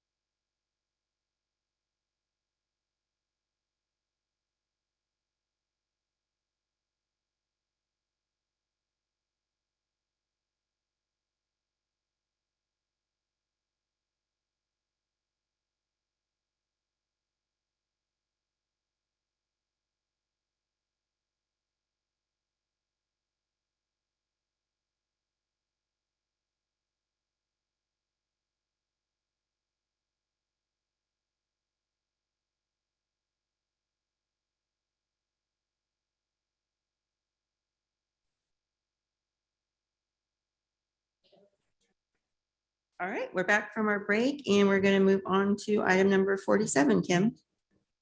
Item 47 comes from Air Quality Management District, recommending the board, acting as the AQMD Board of Directors, hold a hearing on the fiscal year 2022-2023 proposed budget for the El Dorado County AQMD and consider final adoption on June 28th, 2022. Supervisor Parlin, can you please open the public hearing? I open the public hearing. Good morning, Directors. Scott Wilson. I'm your Air Quality Administrative Analyst for the Air Quality Management District here in El Dorado County. Dave Johnston, our APCO, is also here in the chambers with me and available to answer questions if necessary. I'll be presenting a district operations overview and the proposed 22-23 budget presentation for discussion and for public comment. This direction received from your board today will be incorporated into a final proposed budget that will be presented to you on June 28th to consider for adoption. The Air District works to improve air quality by implementing regulatory emission control requirements and by incentivizing emission reduction projects with grant funding. In accordance with the requirements in the California Health and Safety Code, the El Dorado County Air Quality Management District is required to adopt its public and an open process separate from other county budget processes to ensure that the public can participate and comment on the budget prior to the budget's adoption. Approximately 6 weeks ago, the district notified via mail all current permit holders of the date, time, and location of this public workshop, as well as the physical and online location where the proposed budget and fee schedule could be reviewed. On the afternoon of May 13th, the district placed a hard copy of the proposed budget and proposed fee structure at the district's front counter and published a copy on the district's page of the county website. This provided the required 1-month review period for the public and permit holders before this public meeting. After the public hearing is closed, the board will adopt the budget with any board directed changes at the board meeting on June 28th, after the required 2-week waiting period as dictated by California Health and Safety Code. Next slide, please. This slide lists the regulatory emission control programs that we implement. There are currently 815 stationary sources under permit in our county. Stationary sources are gas stations, auto body shops, boilers, backup and primary generators, power generators, quarries, and other types of equipment and operations. Air quality staff inspect the stationary sources annually to help operators implement the applicable emission control requirements. There are many portable equipment sources that are registered by the state so they can be operated in multiple air districts. 188 of them are currently based in El Dorado County. The number varies through the years, but is generally between 150 and 200 sources. Many chippers, generators, compressors, concrete pumpers, drilling rigs, and other eligible portable sources can be registered under this program. The state passes through a portion of the registration funding they collect to the Air District to cover the cost of conducting inspections on these pieces of equipment based in the respective districts. We are required to inspect these at least every 3 years. Staff inspects them once about 18 months on average. For construction site dust from grading activities, we anticipate in reviewing and approving dust plans and collecting fees for about 550 sites in fiscal year 22 and 23. In calendar year 21, we approved nearly 600 plans. Small projects like swimming pools get inspected once by staff. Large development projects get inspected multiple times throughout the grading phase of the projects. The district also implements the residential burn program throughout the county and the prescribed burn program in the forested areas of the county. Recognizing that the public safety and the air quality benefits of burning that are realized from decreasing the wildfire risk, our district is very supportive of the burn programs. The air quality benefits resulting from the burning or result from the burning being done when atmospheric conditions favor smoke dispersion rather than when stagnant conditions, inversions, and our county's terrain keep smoke trapped near the ground in populated areas for long periods of time.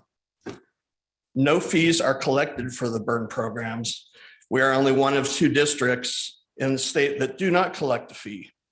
For the last few years, we've been receiving a state grant to help our prescribed burn program. This funding helps us conduct monitoring, public education, outreach, and reporting. Annual permit fees are collected for the stationary sources, and a one-time fee is collected for dust plans.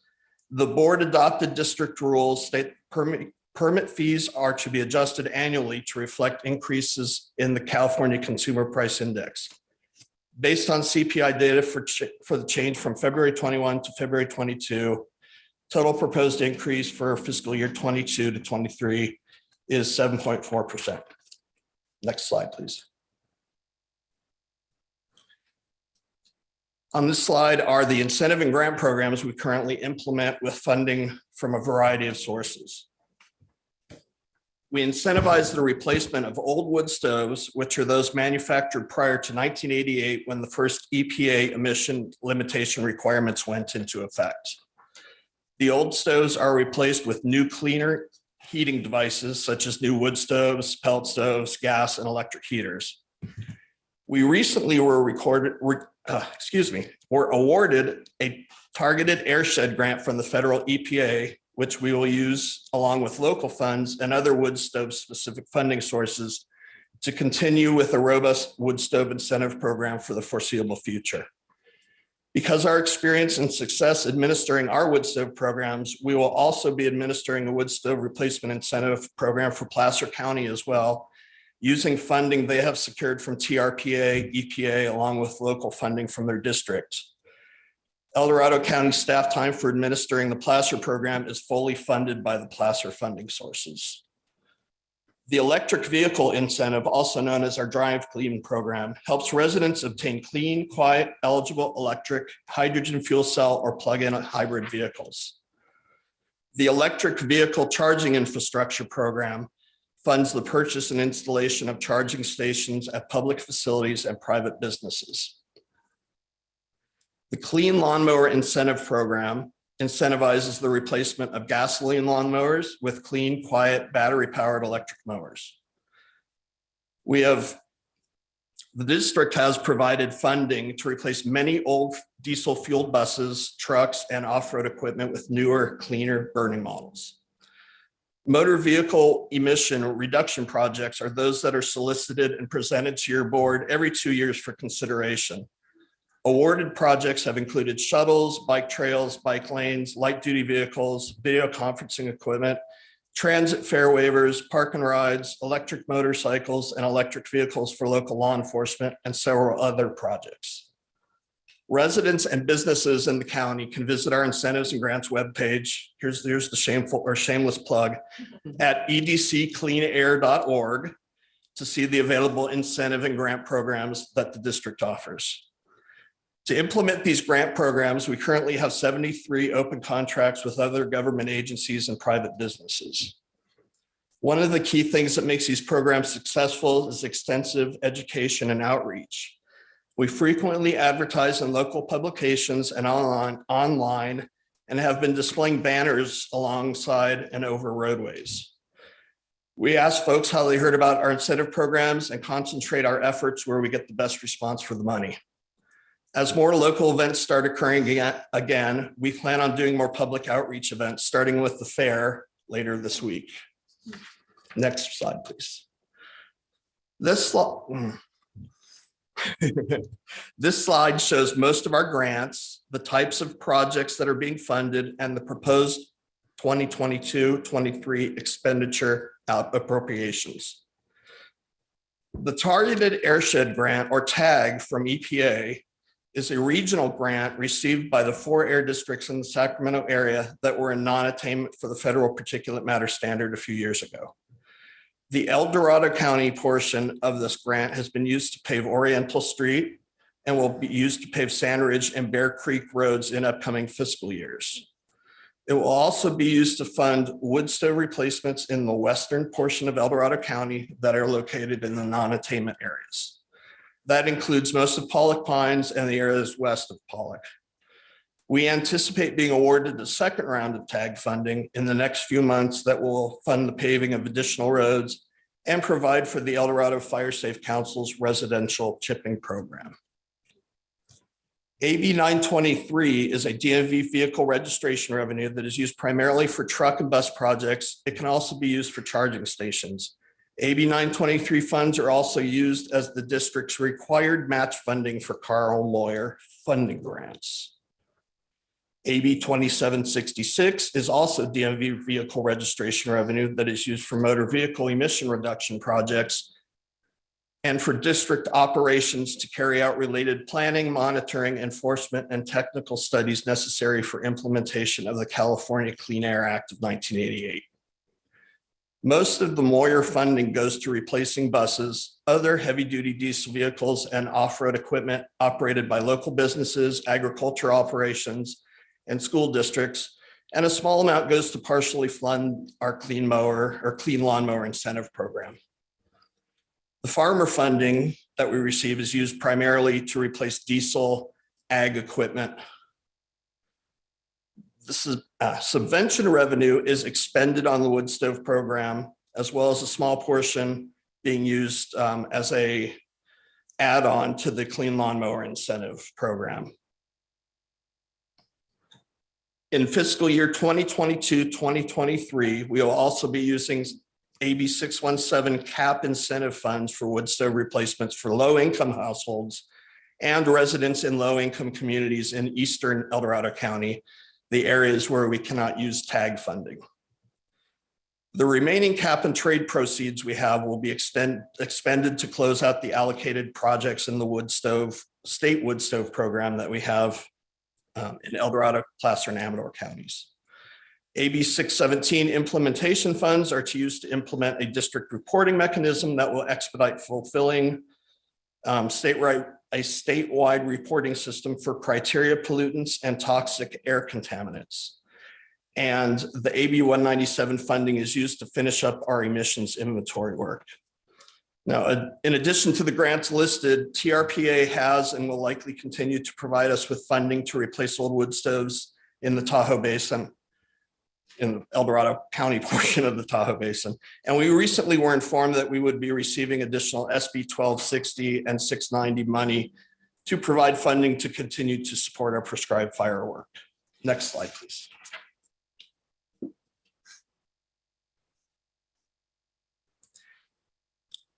Here are some of the air pollution challenges we face, AQMD's actions to address those challenges, and the emission reduction projects or process achieved so far. Acreage that has been prescribed burned over the last few years is shown in the actions column. In the progress column, you can see that the particulate matter emissions from an acre that is burned by prescribed fire is about half the emissions from an acre burned by wildfire. If the 1,400 acres that were prescribed burned last year had instead been burned in a wildfire, the additional amount of particulate matter emitted would have been approximately 2.2 million tons. We continue to support residential burning because it's also done on favorable burn days. Residential burning activity was way up last year. With more people working from home, the homeowners insurance cancellations, new vegetation management ordinance requirements, and the experience of the Caldor fire, the district issued 2,618 burn permits to residents to clear vegetation from around their homes in the 2021 burn season that recently closed. That was an increase of 67% over the 1,861 permits issued for the previous burn season. The wood stove program has made a significant difference in emission from those sources. The 1,486 stoves replaced to date is about 25% of the number that are estimated to be to have existed in the county when the program was started. 288 of those have been enhanced incentive for low-income households and households in designated low-income communities in El Dorado County using state funding. While the individual emission reductions are far below those achieved with prescribed burning program, for residents of densely populated communities where most of the homes burn wood for heat, like Pollock Pines, for example, these reductions are significant. In addition, new wood stoves are about 30% more efficient than non-certified stoves, so residents can purchase or cut less firewood each year and still keep their houses warm. Implementation of the asbestos and fugitive dust programs reduce emissions of dust from construction sites by about 1.2 tons per acre per month during construction grading activities. And the reductions achieved by the replacement of 216 diesel vehicles and equipment to date is approximately 10 tons of particulate matter and 84 tons of nitrous oxides each year. Next slide, please.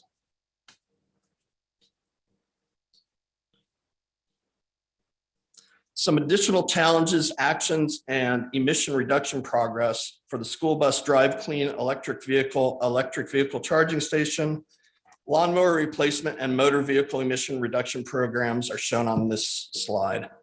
Individually, the emission reductions from these projects aren't huge, but for people near the emission sites, emission sources like kids riding on the school buses, the reductions are significant.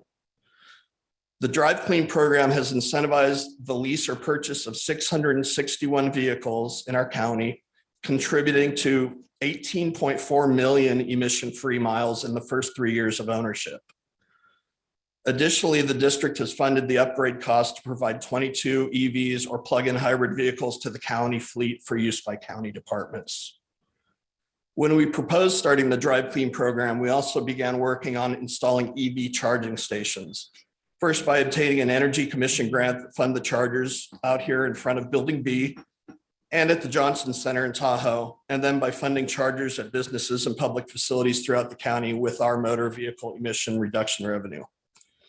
So now we're up to 89 EVSE, or charging stations, as most people call them, funded by AQMD so far, and we have another 3 that are in progress. Last year, the first chargers on the Georgetown Divide were installed at the Georgetown Library. We anticipate releasing a request for proposals for more public chargers next month in July. We are proposing to release an RFP in 2022-23 to solicit businesses that can start replacing some of the existing free chargers that we've already installed at some of the county offices. Although the Air District funds the electricity cost for these chargers, so there's no net county cost, it has been found that some of the counties have been used in ways not intended. This includes vehicles being left overnight at locations while the county offices are closed, and vehicles left for many hours during the day, even after the charging is complete. The access controlled charges will allow us to set parameters such as allowing a certain time of free charging per session, charging only during office hours, et cetera, which is more in the spirit of having these chargers at the government facilities available by the county residents. The AB 2766 motor vehicle emission reduction funding for calendar year 22 and calendar year 23 has been allocated through a competitive RFP, which we brought to your board to fund various shuttle programs such as the Coloma Shuttle operated by South Fork Arts and Recreation, Chamber of Commerce's Stay and Play Shuttle, the Cameron Park CSD's Summer Spectacular Shuttle, and the El Dorado County Fair Shuttle operated by El Dorado Transit. The lawnmower incentive program has been a very popular program in part because it has been set up to give residents a choice of what brand and size electric lawnmower they would like to purchase. Most air districts that have a lawnmower incentive program only offers equipment from a single manufacturer and at specific local vendors. In our program, all retailers benefit. We've had almost 800 residents dispose of their gas mowers and replace them with cordless electric mowers since the project's inception in April of 2018. Next slide, please.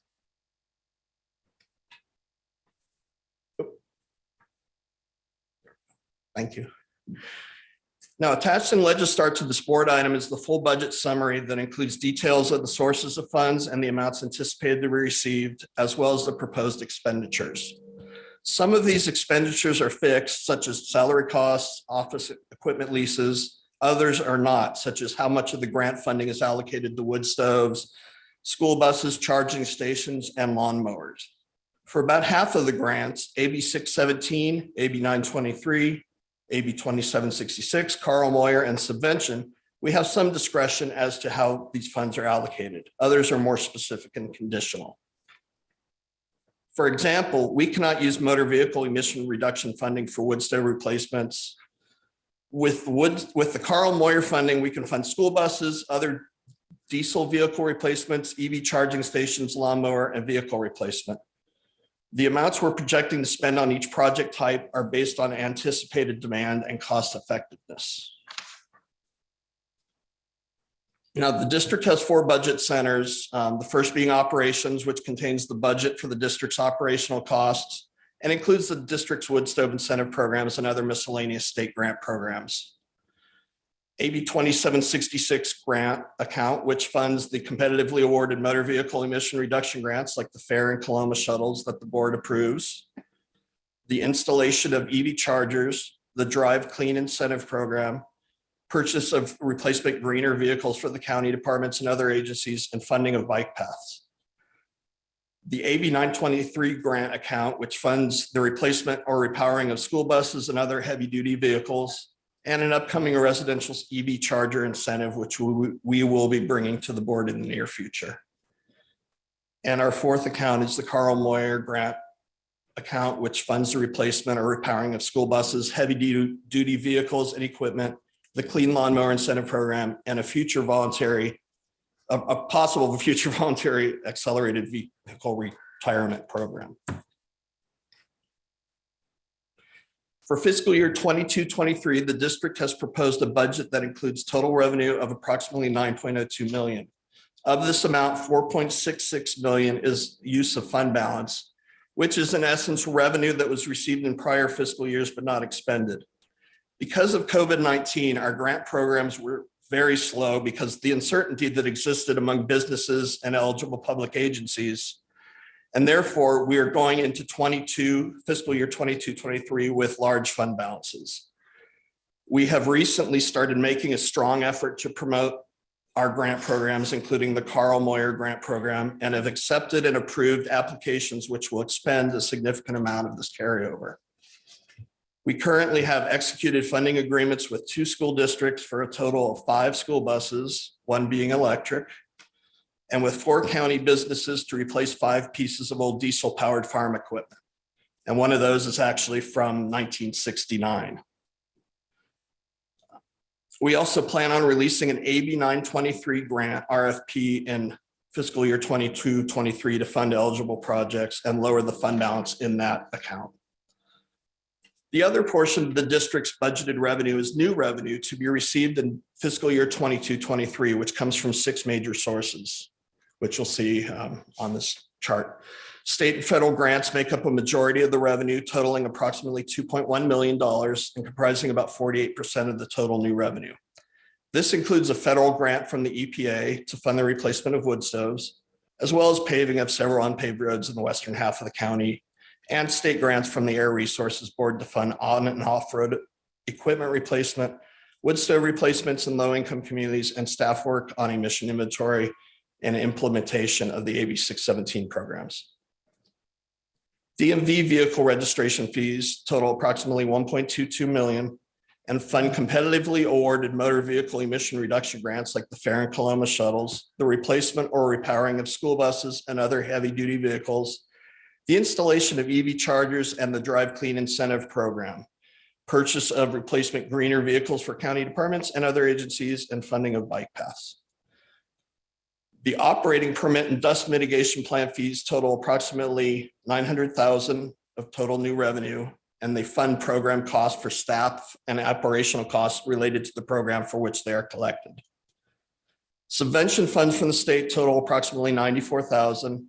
It's about 2% of our revenue, and fund staff time working towards general district operations, as well as funding some wood stove replacements and the local component of the Clean Lawnmower Incentive Program. Other revenues totaling approximately $40,000. That's primarily composed of funding from Placer Air Pollution Control District to fund a portion of their wood stove replacement program for their residents, which I mentioned earlier is administered by El Dorado County Air Quality Management District. And the interest earned on our fund balance totals about $15,500. Next slide, please.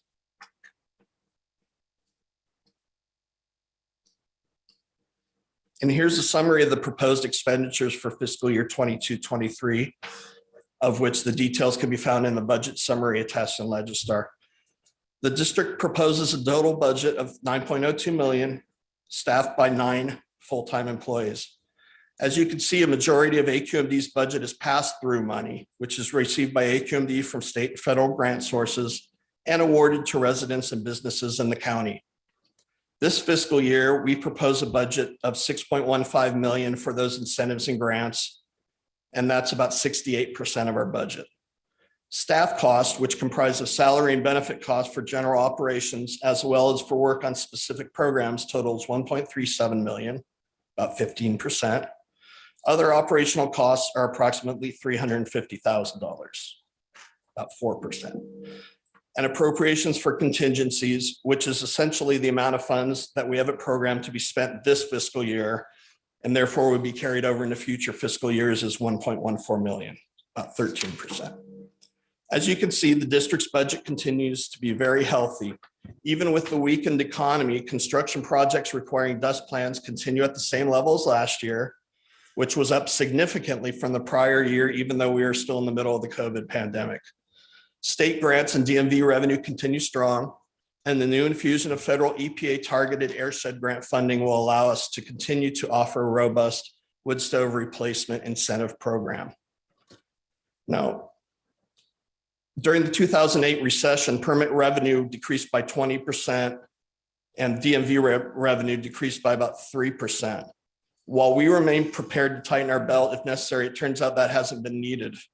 We monitor reports every month, track the revenue, compare it to prior fiscal year-to-date amounts. Compared to other air districts in our area, the El Dorado County Air Quality Management District operates with a much lower ratio of staff to permitted sources, which keeps our operating costs low. Next slide. And actually, that concludes my presentation. Dave and I are happy to answer any questions that you might have. Thank you, Scott. Does the board have any questions or comments?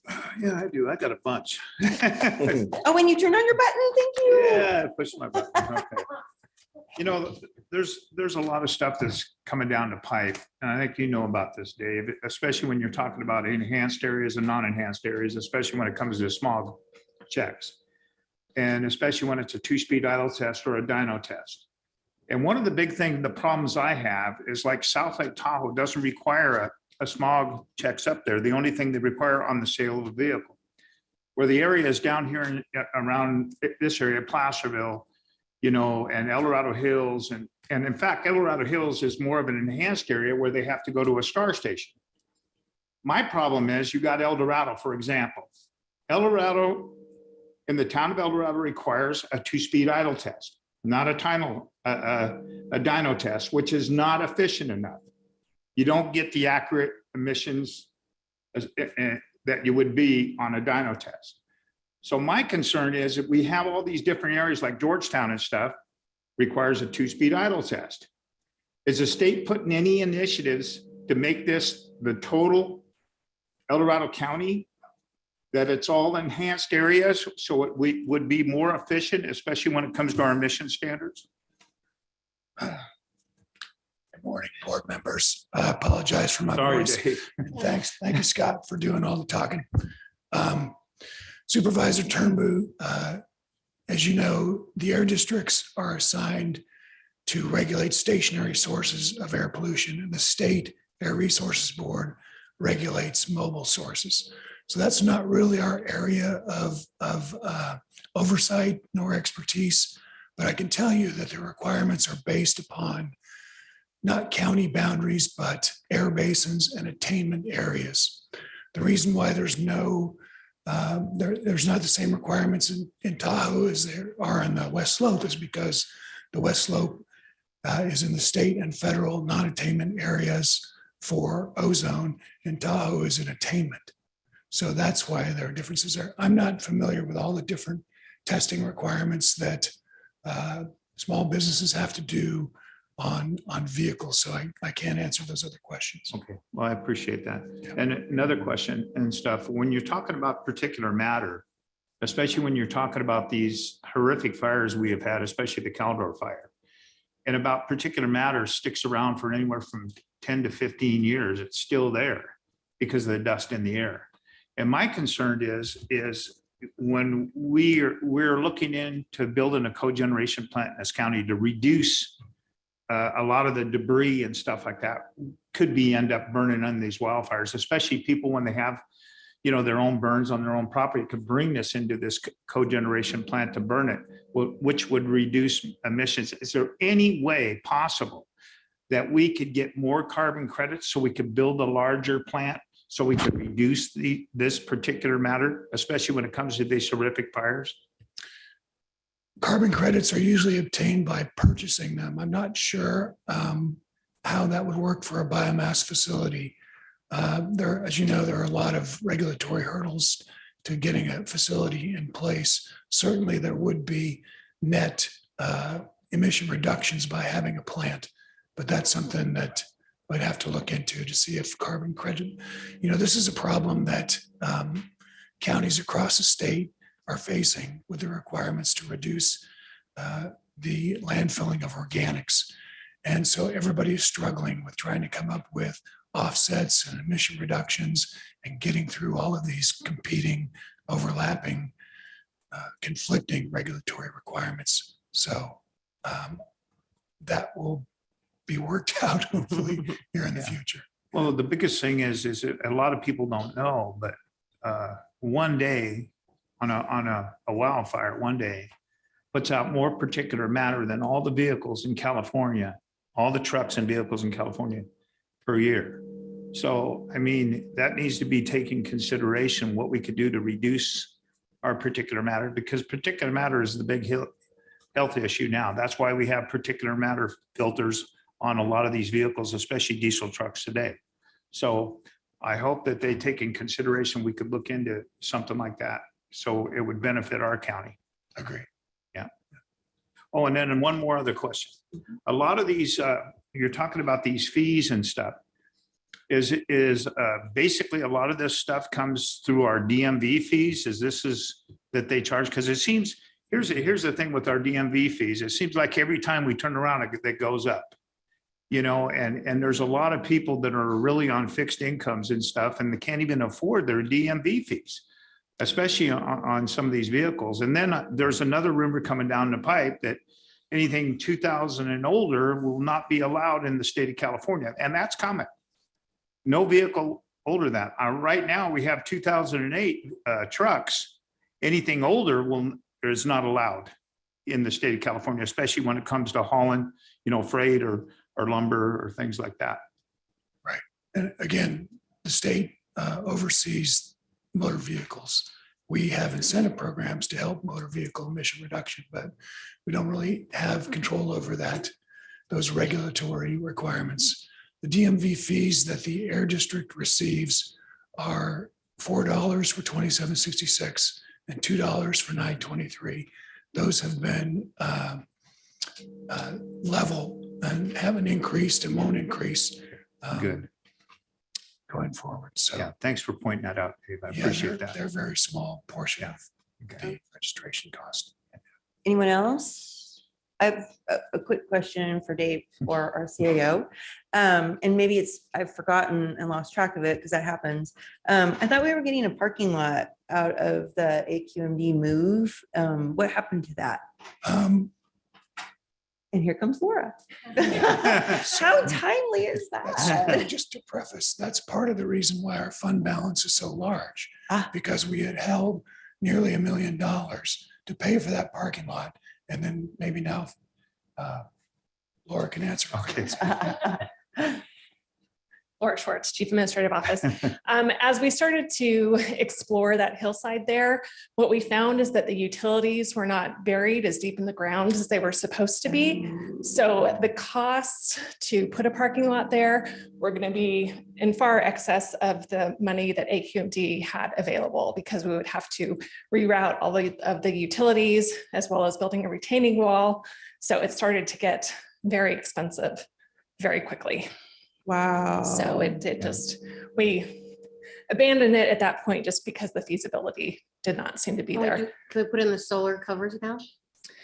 I mean, what can you Well, do there now? we can look at that, but Please. yeah, like Yeah. I say, that the fiber optics are just very close to the Oh, to the top there. wow. So In fact, solar that's why, is if you notice, we had put up a chain there for a while because we Yes. actually, when people were parking up there, we had somebody back up and tear out one of our boxes, and we Oh, had some geez. fiber optics, some cabling in there, and so we Wow. have to be very careful on So that then hillside. This, I don't know who this question is for, but then that fund balance, is that going to be like potentially used for something?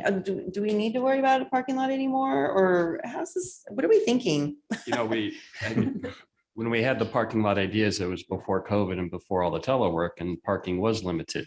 Right. Right.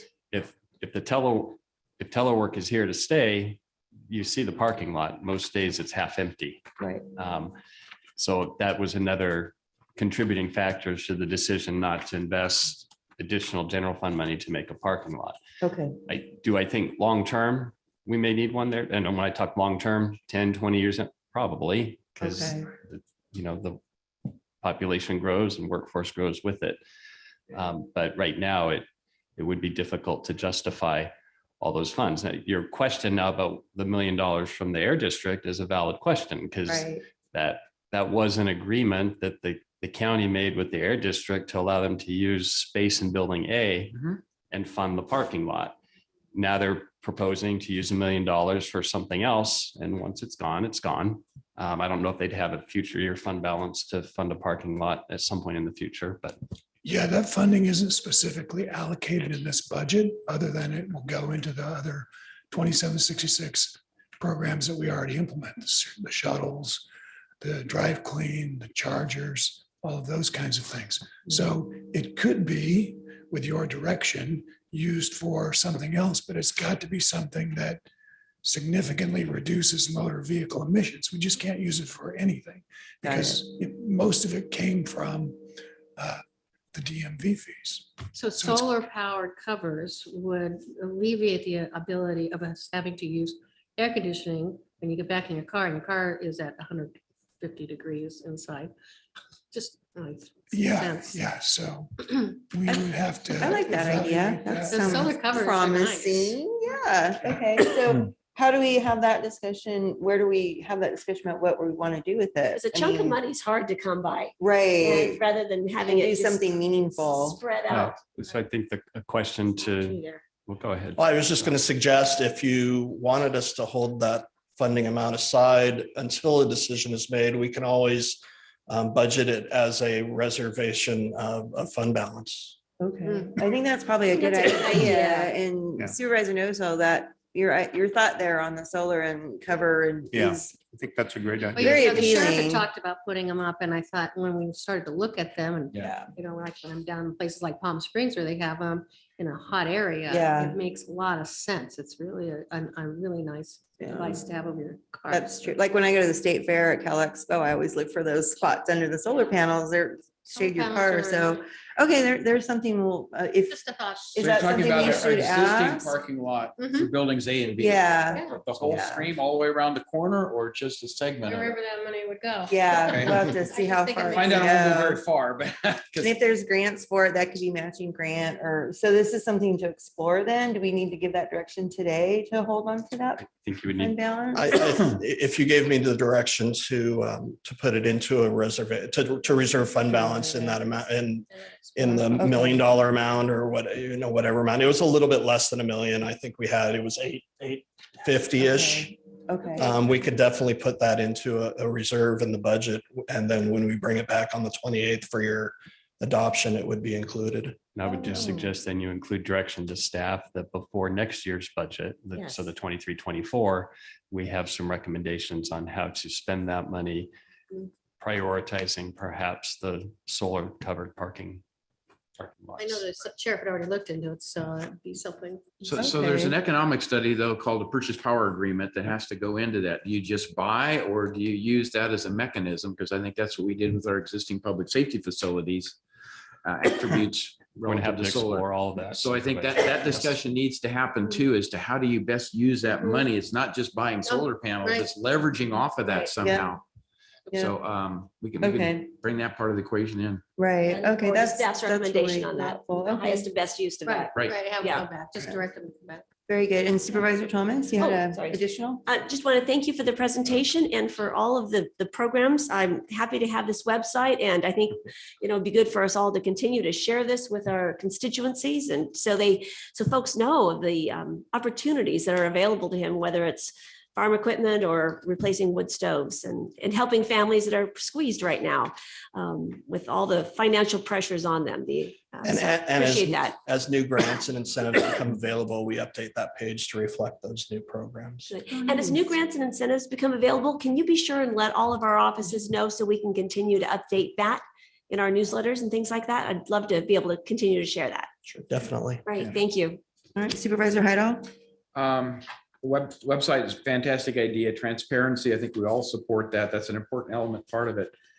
Does our 211 number reference have the ability to direct people to the website? Because I'm always concerned to how do people find a website? You can go out and do a Google search, you find a bunch of stuff, but do you ever get to where you want to end up, to the right landing point? And is there a way to somehow make sure that that's an easy place to get to as opposed to just another website? Well, with so many grant programs to implement, we do a lot of advertising. Right. We publish advertisements in every publication in the county very often. And we've used banners and we've done anything we could think of to get the word out about our programs. All of those advertisements have our URL that Scott mentioned earlier. Okay. So to direct people there, I'm not sure about the 211, whether that specifically directs them to our grants website. It may just direct them to the Air District. And from there, that's one of our pages is the grants. Okay, so if we look into that, because I think anything that's that easy, somebody's looking, are there any grant monies available to purchase? Yeah. A new vehicle with blah, blah, blah, blah, blah. If they get a referral Right. to get them to the right place, then they'll have an easier path to try to determine, okay, I'm going to do this or I'm not, right? And how to apply ahead of time. Because that's the thing I think we've all learned is a retroactive application doesn't work in a lot of cases. You have to get ahead of that and request the funding, the grant monies to support it before you make the purchase. And we do get, not a lot, but some folks that just call us up and say, hey, I'm trying to do this. Do you have any grants that could help out? Right. Yeah. Very good. Yeah, Okay, thank you for that. Supervisor Trumbu? Yeah, I just thank you for this. It's a great presentation. You guys did a great job. You really did. And one of the things is, I want to reach out. John kind of hit it on the head because we have a lot of small contractors out there and stuff like that. And they're going to be hit hard pretty soon. So if there's any kind of grant money out there that they could replace some of their equipment, let our office know and stuff so we could reach out to these people. I'd really appreciate it. Yeah. Very good. And Dave, I just want to thank you for mentioning that the fact that the state has conflicting, burdensome, you name it, it would be really nice if they all got together and were thoughtful in these things, because I don't think that their goals are bad. It's the way that they're all doing it different. And it's really difficult then on, counties to follow those. So I often remind the public how difficult these things are to navigate sometimes because they do conflict. So thank you for reminding us of that. Yeah. And with that, I think we're ready for public comment. Yes? Okay. Ready, Kim? Now taking public comment on item number 47. Individuals will have 3 minutes to address the board. The timer will notify you when you have 30 seconds remaining to comment. Public comment will be taken first from those participating in the boardroom and then from those participating through Zoom. For those participating by Zoom, please make sure you unmute yourself when called upon. If you're joining the meeting by phone, press *9 to indicate a desire to comment. If you're joining by Zoom, press the raise hand button. Please voluntarily state your name for the record. Good morning, Chris Payne, Diamond Springs. I came here to tell you to solar cover all your parking lots. It's surprising then that you got into that without my, I know, it's just fantastic. You're so astute to what the needs are. And one of the reasons I wanted you to do that is from a practical perspective. I have an app because I have SunPower. That's the name of the product. I I have an app. And so right now I'm producing 4.7 kilowatt hours or kilowatts per hour. It changes during the day. It depends on the sun. But essentially, if I go to a month of May, it gives me a little symbol down here. 1 ton of CO2, 13 trees planted and grown, 1,923 miles not driven, and 87 gallons of gas was the equivalent of 1,096 kilowatt hours for the month of May. You're doing that already now. You've installed some solar. So in terms of your relationship with AQMD, you're producing, like I'm producing, these equivalents, and it would be fun to have them take that data of your solar production and turn that into symbolically how many trees, how much fuel, and be able to say that when we have this meeting about how great you guys are, how great we are as a county. And so my point of coming in right now was I can't wave my arms and you guys see them. And I can't do the things which I believe, like show you my iPhone, that I think are meaningful from a visual perspective, as well as cover your parking lots. You're going to benefit from it. And so those are my comments. I just want to let you know. Oh, we're in a non-attainment area, obviously, as you know, because that's the prevailing winds. It comes up to the mountains, and then we get stuck with the results. Thank you. Thank you, Chris. The Sacramento Valley. Seeing no more public comment from the boardroom, now taking public comment from Zoom participants. Now taking public comment from 390.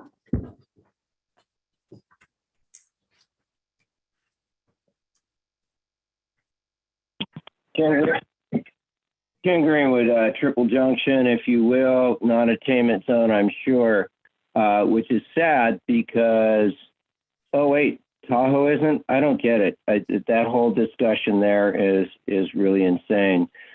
The majority of our non-attainment is not from sources in the county, it's from sources outside the county. We get the upwind, and I'm glad Chris mentioned it, I'll just reiterate it. We get the upwind from the Bay Area and Sacramento. Bay Area, they don't have to have vapor recovery on their gas pumps and this and that and the other thing. I used to live in Monterey, couldn't believe it. You know, no smog checks virtually. They have them, but they're not as stringent as we were subjected to them here in this county because we are the recipient of this bad air quality. That's not really what I called to talk about, but I'm glad it got brought up. Burning. Please, Air Quality District, work with CAL FIRE and get them to be more creative in their burn management, their burn permit opportunities. If the air quality is okay and they're at the marginal zones, and we just got rain the other day, and if we could have elevational zones for our burning, because fuel moisture at El Dorado or Latrobe Road is way different than it is at the top of Frio Peak or in the Tahoe Basin or at 3,200 feet. They're just being overly cautious because they got the parts of themselves caught in the refrigerator door when it got slammed on some of these fires.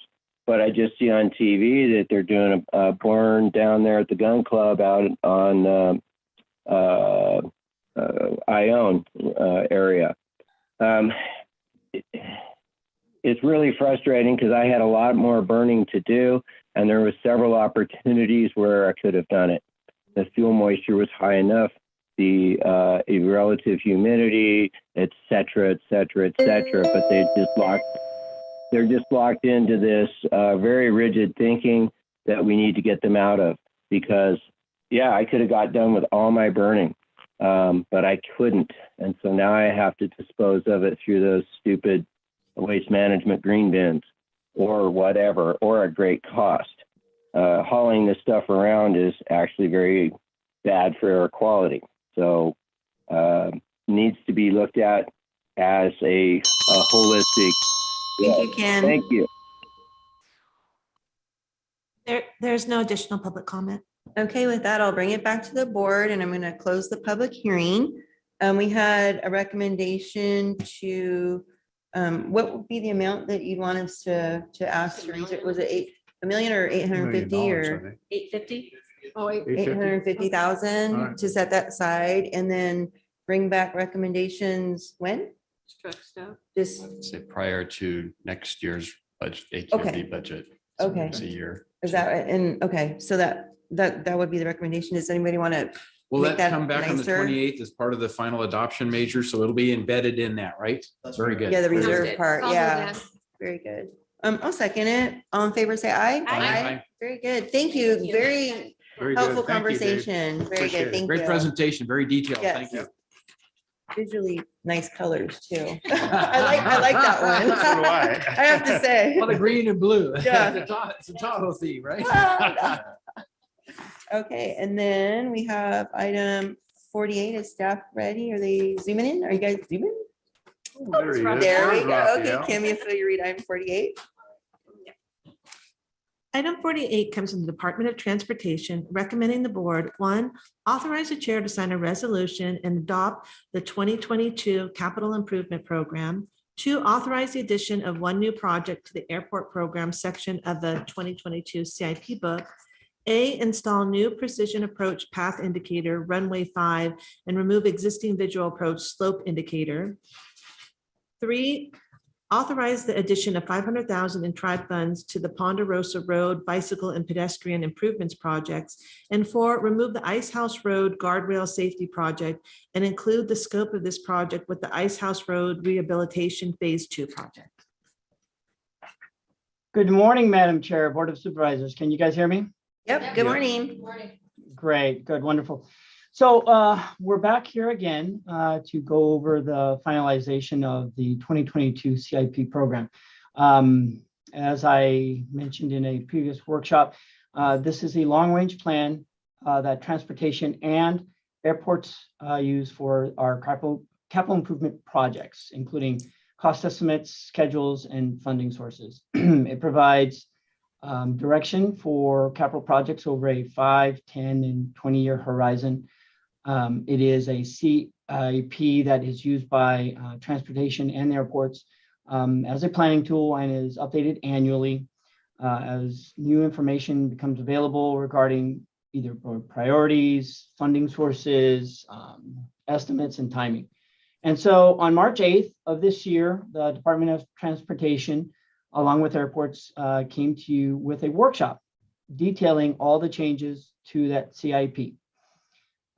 Also, to ensure that traffic generated by any growth is consistent with the general plan and that it does not exceed available roadway capacity, the county is required to implement general plan policy TCX-B and implement measures TCA and TCB.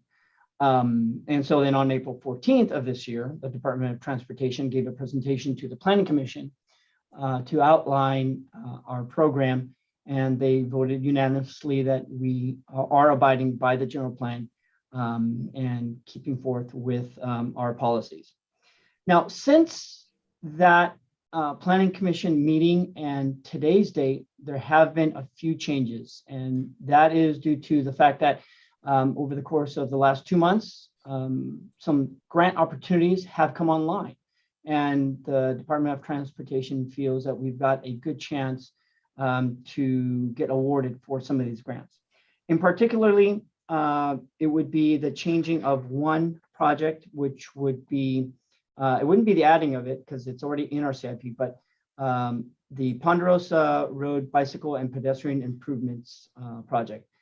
This is a program that would install, construct sidewalks from the approximately near the interchange of Ponderosa and US 50 all the way up to Ponderosa High School. As you can imagine, the number of pedestrians and the usage there would be highly utilized. And so we felt, the Department of Transportation, that an additional 500,000 of tribe fundings for the matching for this ATP grant, which stands for Active Transportation Grant, that is administered through the state of California, would be a good leverage, a scoring opportunity for us to score higher on this grant and possibly be awarded for those funds. Furthermore, we feel that there are potentially 13 projects that could potentially be added into the CIP if we are awarded various grants as well. And I'm just going to quickly go through them so that you're aware of them, although it is in the board item, but for those listening in here today. The 13 projects are Bass Lake Road Roundabout at Bridlewood, Henningston Lotus Multi-Use Trail Class 1, the La Cañada Drive and Gateway Drive bicycle and pedestrian improvements, the Pleasant Valley Road sidewalk improvements at Pearl Place, Shingle Springs El Dorado Trail Class 1 improvements, South Lake Tahoe Greenway Upper Truckee River Bridge at John Meadow, Fallen Leaf Road recreational access, guardrail replacement at Lakeview, high friction surface treatment at Lake Tahoe Boulevard and Angora Creek, Lotus Road and Gold Hill Road Roundabout, high friction surface treatments at various locations throughout the county, and lastly, guardrail replacements at various locations throughout the county. As well as I stated, the modification to the funding for the Ponderosa pedestrian improvements. So, like I stated earlier, this is a finalization of workshop and presentation to the commission. My staff are here to answer any questions you might have. Matt Smeltzer, John Kaling, as well as Adam Bain. In regards to the CIP, we're hoping that the board will approve staff's recommendation to grant the 2022 CIP approval so it can move forward and hopefully be awarded on some of these grants. If you have any further questions, we're here to answer them. Okay, board, I don't see any buttons lit up, but no questions. Actually, to be honest, Raphael, the staff report was very self-explanatory. Yep. So I'm actually not surprised that there aren't questions. And in my mind, you do a good job of briefing us on things that are coming. So that's appreciated also. Yeah. And very reachable if we have questions. So that looks good. All There's right. a lot of worthwhile projects here. Yeah, yes. Long a lot. list. I wish we had more money. I wish way more money. Yeah. That's a whole other issue. Again, I'm going to point at the state on that. But anyway, Kim, do we want to get some public comment? Now taking public comment on item number 48. Individuals will have 3 minutes to address the board. The timer will notify you when you have 30 seconds remaining to comment. Public comment will be taken first from those participating in the boardroom and then from those participating through Zoom. For those participating by Zoom, please make sure you unmute yourself when called upon. If you're joining the meeting by phone, press *9 to indicate a desire to comment. If you're joining by Zoom, press the raise hand button. Please voluntarily state your name for the record. Chris Payne, Diamond Springs. Every year about this time, we bring the CIP back and we chat about it. It takes multiple meetings, so we're finishing up with this meeting. You've heard me speak about rodeo or rodeo in Cameron Park. Supervisor Parlin has heard me speak about it. Supervisor Turnbull, now because of the change in redistricting, has heard me speak about it. It continues to be something near and dear to my heart. Because of my experience, I recognize that if we did the project that I have envisioned, which I've sent copies to you of my drawings over the years, that would be a benefit to the community and would help our traffic circulation in the area. Since we can't build the interchange that we need, and we're talking about Cameron Park, Highway 50, then anything that we can do that we have money to do, we should do. So Raphael has promised me in the past, because he's the way he is. He's the director of the department. He's the top-notch kind of guy. He's promised me that in this project, I believe it's called US 50 Cameron Park Interchange Improvements Phase 1, that there is an element of my idea that would go into the planning and the design, and that we might do it. Now, someone has said to me many times, including staff that are before us on Zoom, that we can't do it because it's considered a slip ramp. As you've heard me say, Supervisor Hydall, this is actually a lengthening of the ramp itself, the Cameron Park interchange, and that off of that would be connected the link to Rodeo. So it's not a slip ramp in the true definition of a slip ramp. Now, I know that it takes time and effort on the part of the Department of Transportation to work through this with Caltrans. I believe because of it being a new time and how we're looking to be able to be more effective, more efficient, that we do that project. The other thing is that your capital improvement project shows projects going out 20 years, meaning that they're not even going to be planned or designed or built for 20 years. But that's what we have to do. But I would say, look at all those projects, including El Dorado Hills Boulevard interchange, and get those projects moved up, however you can do it, because we need them now and not later. Thank you very much for the time. Thank you, Chris.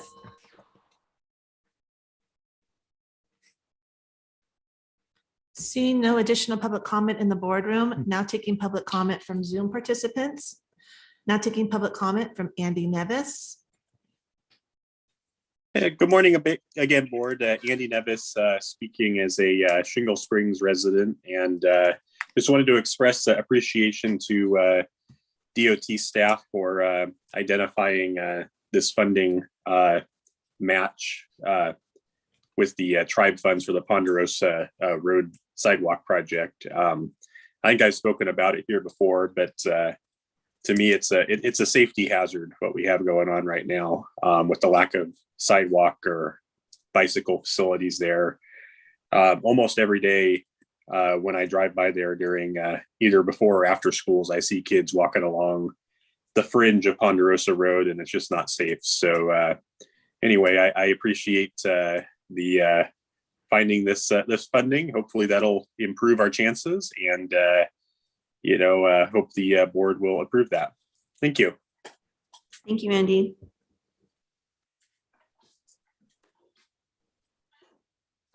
There's no additional public comment. All right, with that, bringing it back to the board. I did have something in my notes and I forgot to bring it up. Raphael, are you ready? Oh, of course I am, Supervisor. Thank you. Like, So sorry, much. I was looking at, I'm like, oh, I did write down something. No, I just was curious. When I was looking at the CIP book, the project numbers now in the CIP book have been switched over to the Phoenix numbers, and the old project numbers aren't in there. But when I look at there's the spreadsheet of 4 pages that shows changes, and that spreadsheet shows both. So I'm just trying to figure out moving forward, do we have to keep an old CIP book in our pocket so that we can, I used to know my project numbers off the top. I know I'm so nerdy, but I mean, I used to know the Ponderosa ones by heart, the 773, whatever. And so basically, fundamentally, I just want to make sure I understand it. We're not using those old project numbers anymore. We're switching over to the 3 zeros, whatever, that are the Phoenix numbers. Is that correct? I believe that is the case. Matt, did I misspeak or? Yes, we're transitioning over to the new Phoenix numbers. Okay. We're just keeping those numbers for reference for now, but everything moving forward is going to use the new Phoenix numbers. Okay. So we just got to get those new numbers. They're longer and are different and all that stuff. So And I just- struggle with that. I used to be able to remember them too.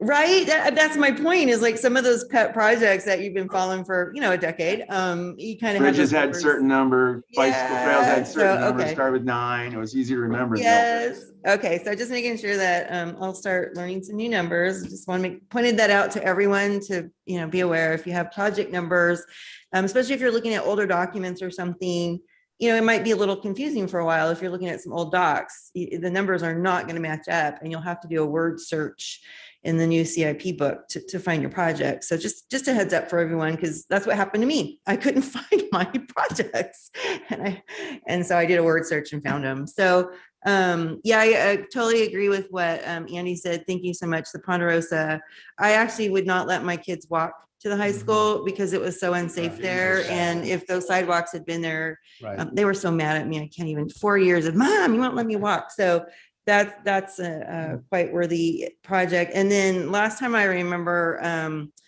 Cameron Park Drive. I know John Kaling, you and I have had several meetings over the years about that. Has anything changed that we should try to revisit it, do you think, or it's a mess? No, unfortunately not. Okay. We looked at Mr. Payne's idea. We bounced it off. We found it not to be viable. We bounced it off a traffic consultant. They concurred, and Caltrans wants nothing to do with it. Dang. Okay. There's just such a congested mess there. And it actually has impeded a few proposed projects in that area because of the congestion. So, and there are times, and this is where I'm just wondering is at what point as the traffic backs up onto the highway, especially at, even after COVID, it still backs up there onto Highway 50 when people are trying to exit eastbound. So at what point is that such a safety issue that Caltrans must do something? I don't know how those thresholds work. Any thoughts on that? Yeah, I have a thought that the board might not like hearing, but I'll go ahead and say it to spare Raphael. I think that Caltrans thinks they already took care of it with the lane shift, the ending of the carpool lane, and the drop lane coming eastbound up the hill. Honestly, those additions of those lanes have caused chaos there because the one lane drops off, the auxiliary lane, the carpool lane is still continuing on. So people are in that. That is a very dangerous area in my mind. So, all right, maybe we need a citizens group to get engaged and talk to Caltrans. That's worked in other areas of the county before, and that's all I'm going to say. So thank you for that information. Rafael, are you good? I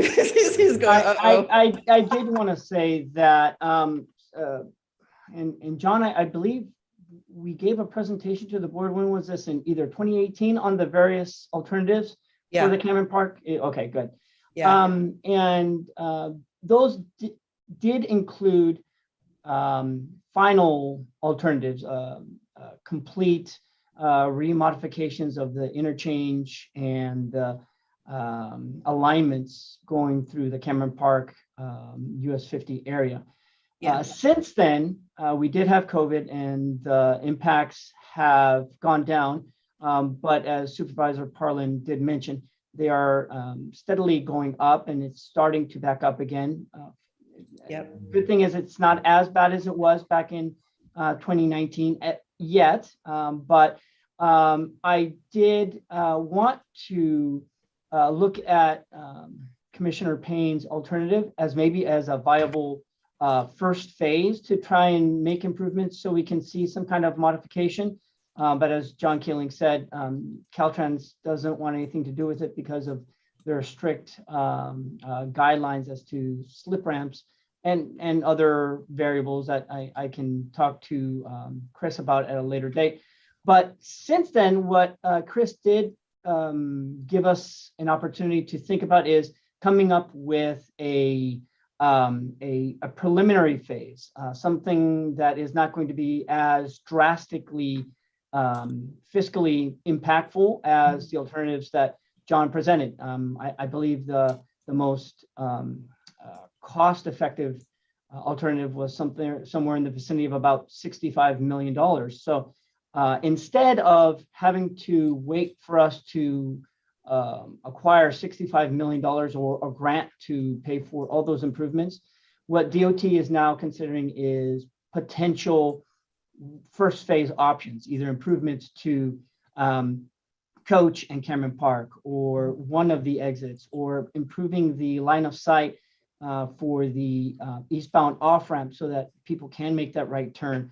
So we are looking at other alternatives, maybe an offshoot to the alternatives that John presented in 2018 as a first phase, so that we don't have to wait until all the signalized intersections at that location or the interchange completely is at level of service F, but come up with a first phase similar to what we're recommending for Ponderosa interchanges, which is a phased approach. So just as another viable option, we are looking at phasing into the project to make improvements as opposed to just maybe one big project. Very good. Thank you for that. And yeah, keep us posted on that. Especially, well, technically my district doesn't touch that anymore, but it's so related to District 4. I'd love to be in inlet with District 2 for sure. Supervisor Heidel has a comment or Hey, question. Raphael, on a related topic, do you know if Caltrans collects ADT data at that interchange, the eastbound exit? And if so, do they look at peak demand numbers? Because the way a citizens group would be responsive to this is you start by collecting data, in my opinion. And if we get a benchmark today of what those numbers are, and we see it increase over some period of time, that is compelling arguments, I think, to go back to Caltrans and explain we're seeing the same kind of buildup we anticipated. We really have to get back into analyzing the needs of that intersection, that interchange, and determine what can be done. And I recognize it's going to be a longer term project, but do you know if they collect the data at that location? I do know that they collect data on the main line. I am not aware if they are collecting data on an off ramps. So I will speak to our Caltrans representative and find out if that data is readily available. Thank you. Appreciate that. Sure. All right. With that, thank you so much for this information. Does anyone on the board want to make a motion to approve this item? I'll move staff's recommendation. Well done, by the way. Yes, thank you. Very good. I'll second it. Very good. All in favor, say aye. Aye. All right. It passes unanimously. Thank you so much, you guys, and keep Good in job. touch. All right. With that, I think we're done with our morning. Yeah, we are. So everybody be back here at 1 p.m. sharp. Thank you. Awesome.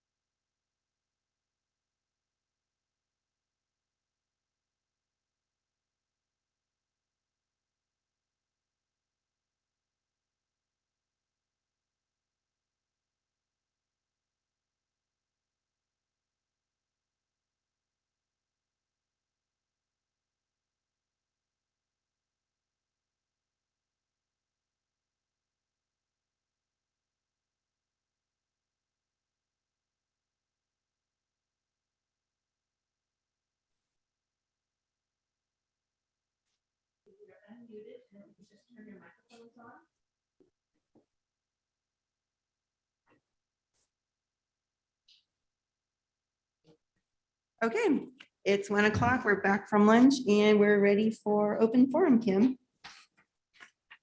Now taking public comment on open forum. Individuals will have 3 minutes to address the board. The timer will notify you when you have 30 seconds remaining to comment. Public comment will be taken first from those participating in the boardroom and then from those participating through Zoom. For those participating by Zoom, please make sure you unmute yourself when called upon. If you're joining the meeting by phone, press *9 to indicate a desire to comment. If you're joining by Zoom, press the raise hand button. Please voluntarily state your name for the record.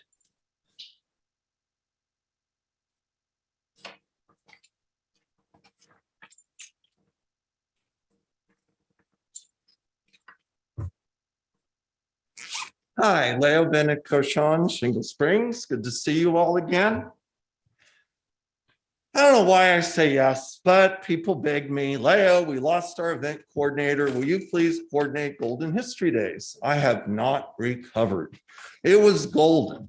Lots and lots of good stuff happened. It was a different event in that the city of Placerville was the sponsor. We were the co-sponsor. And the Kiwanians, bless them, were our nonprofit. And it says food trucks, and they all just drove somewhere else. So we had Kiwanian hot dogs and Kiwanian lemonade, and everybody was happy. Except, and I'm sorry, Supervisor Turnbow, but your people, and you can look on social media if you like, they call it the woke event. Organized by your local communist Leo with some nefarious plot to revise history. I mean, I rode the wagon train for 3 days. So much misinformation. They felt the city of Placerville, the county of El Dorado, everybody wanted to cancel them. As far as I know, you still gave them the $10,000. But, they had no awareness. There's history, the fairgrounds, they're 73 years, they're getting older. People get testy, and you don't build relationships through social media and misinformation. They thought I was a bit eclectic, and I was. I slept out under the stars while they slept in their RVs. But hey, it's beautiful. I loved it. I had one small hiccup. Leo, the mayors are female. Every rider in the wagon's female. I did not expect this from moderate Republicans. Are you willing to identify as a female for a while? That was kind of funny. But anyway, my beloved wife, who I talk about all the time, made a sign. And again, George, this is your people. Why do you have to go on social media after she spends hours trying to make an old, authentic, handwritten sign and call it pathetic? I'm sad. Please pray for your people, George. Thank you. Thank you, Leo.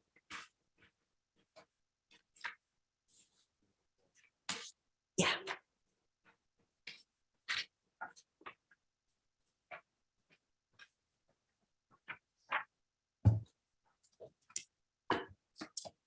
Good afternoon, everybody. My name is Alan Carosa. I live on Traverse Creek Road in Garden Valley. I'd like to first say congratulations to Supervisor Parlin for your new chair position. And I'd like to start off by stating an old proverb, which I think is kind of part of what I need to talk about today. Many of you may have heard this. It's called "a stitch in time saves 9." Okay. And the meaning of that is preventive maintenance before something breaks is less work than fixing that thing after breaks. Stitch in time saves 9. I have come here today to go on public record by putting you all on notice of an extremely serious and dangerous public road safety and wildfire evacuation route issue for which I am requesting immediate action. Traverse Creek Road and Bear Creek Road are in dire need of slope brush clearing. During an April Georgetown Divide Fire Safe Council meeting on a property on Traverse Creek Road, it was announced that Traverse Creek Road will be the primary wildfire evacuation route going out to Highway 193 for this particular area of Garden Valley. We were also told that the intersecting Bear Creek Road, which exit out near Quarry Road in Georgetown and also goes over Darling Ridge to Wentworth Springs Road, was not going to be brush clear this fire season, thus adding even more traffic to the evacuating traffic on Traverse Creek Road. The obvious critical problem here is that Traverse Creek Road is not currently safely prepared to function as a prescribed safe public wildfire evacuation route. The brush along the side slopes on Traverse Creek Road is so dense on some parts of the roadway shoulders that it actually scratches the sides of vehicles when they pass one another. That's a minor thing. In addition, there's a much more serious issue regarding a 3/4 mile stretch of Traverse Creek Road whereby the slope brush vegetation and trees from a virtual tunnel effect that envelops our road 180 degrees, just wraps us in a tunnel overhead. And as you may recall, a similar unsafe roadway condition existed during the Paradise wildfire, costing numerous people their lives. I've tried to be patient and pleasant while presenting this issue to the county DOT, the OES, and 2 separate Board of Supervisor terms. However, my patience has been taxed so much so over the past 4.5-year period that I felt that I needed to stand here and look at every one of you as I state unequivocally that I do not feel safe being told to use unsafe, uncleared. Alan, your time is up. I'm sorry. Everybody gets 3 minutes only. Well, that's And you why I can brought email this. this in. Yeah, thank you so much. Oh, well, thank you guys. I appreciated. appreciate it. And again, congrats.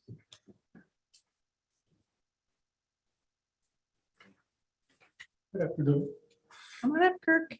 I came back to explain that I'm not normally so emotionally not stable and not normally someone who goes into a puddle of water. So it's a very bizarre reason that has absolutely nothing to do with the subject matter this morning. I've been this way all week. Friday is the 50th anniversary of the Watergate break-in. Okay, yeah, you heard about it. But it's also a half a century ago that I went to that town to study law.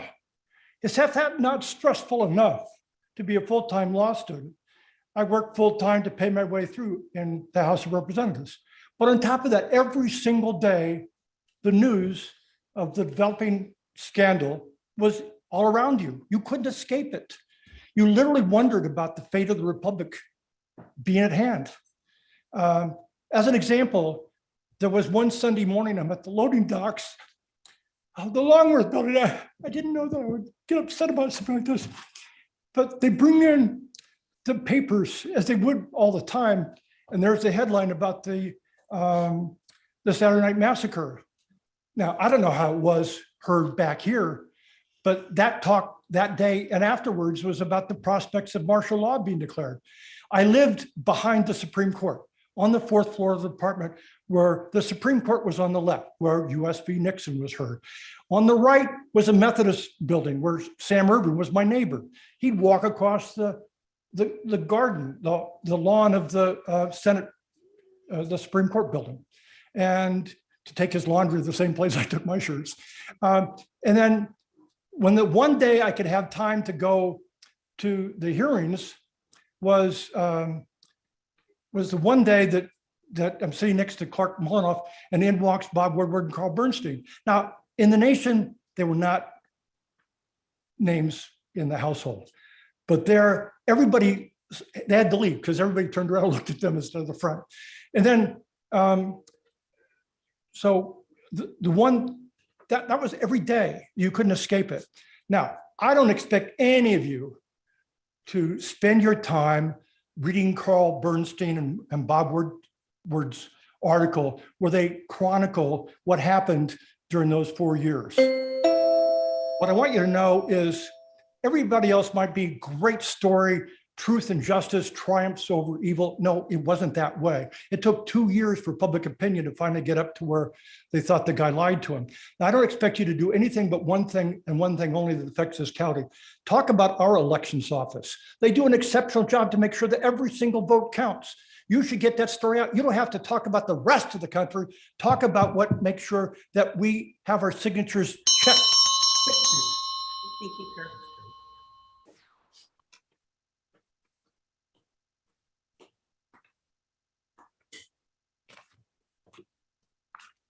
Melody Lane, founder of Compass to Truth.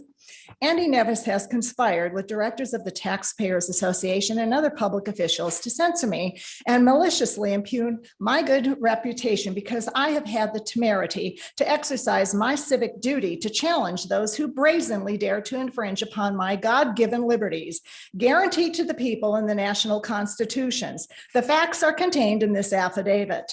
In addition to serving as president of the Taxpayers Association and District 4 Planning Commissioner, Andy is also employed by the California Water Resources Control Board. My taxes pay his salary, therefore he works for me and the other tax-paying citizens of El Dorado County. The Taxpayers Association is open to the general public and frequently attended by public officials. It is also a matter of public record that the following directors of the Taxpayers Association have threatened and discriminated against me or unlawfully deprived me equal benefits of membership. Al Hamilton, Chris Payne, Todd White, Bill George, Bill Carey, Bernard Carlson, and former supervisor Jack Sweeney, who rather coincidentally attended yesterday's taxpayers meeting. Andy is demonstrating their same unlawful actions by his regular censorship and discrimination against me, a prominent third-generation evangelical and constitutional activist.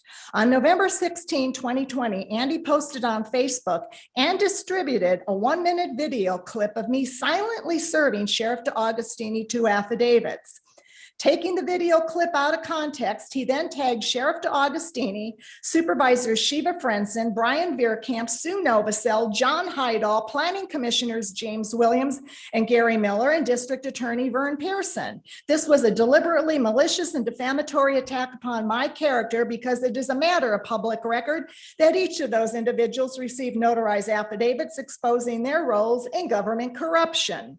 Additionally, Andy had no lawful authority whatsoever to hold a subsequent tribunal at Ponderosa High School on January 9th, 2021, with the intent of taking disciplinary action against me pertaining to the delivery of those affidavits to the sheriff, which is the first essential of due process of law. His actions were retaliatory in nature for my whistleblowing. In fact, since Andy assumed leadership, the association has run more like a secret society.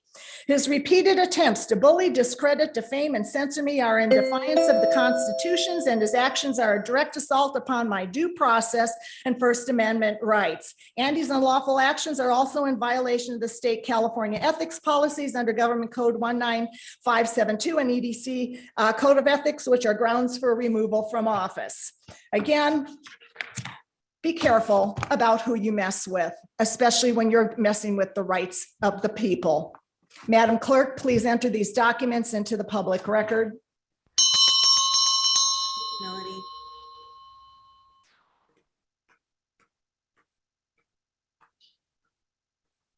Seeing no additional public comment from the boardroom, now taking public comment from Zoom participants. Now taking public comment from 390.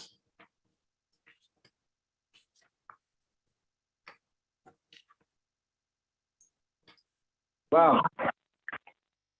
How about that? Good afternoon, board. Ken Greenwood, Triple Junction, Penta Junction. Who knows what the future could hold? Anyway, what WTF? He said. Yes, once again, AT&T has proven themselves to be a great neighbor up there off of Snows Road. In the rainstorm we had in May, I believe, or so, there was a landslide, if you will, actually a slope failure would be the better way of saying it, or a fill failure.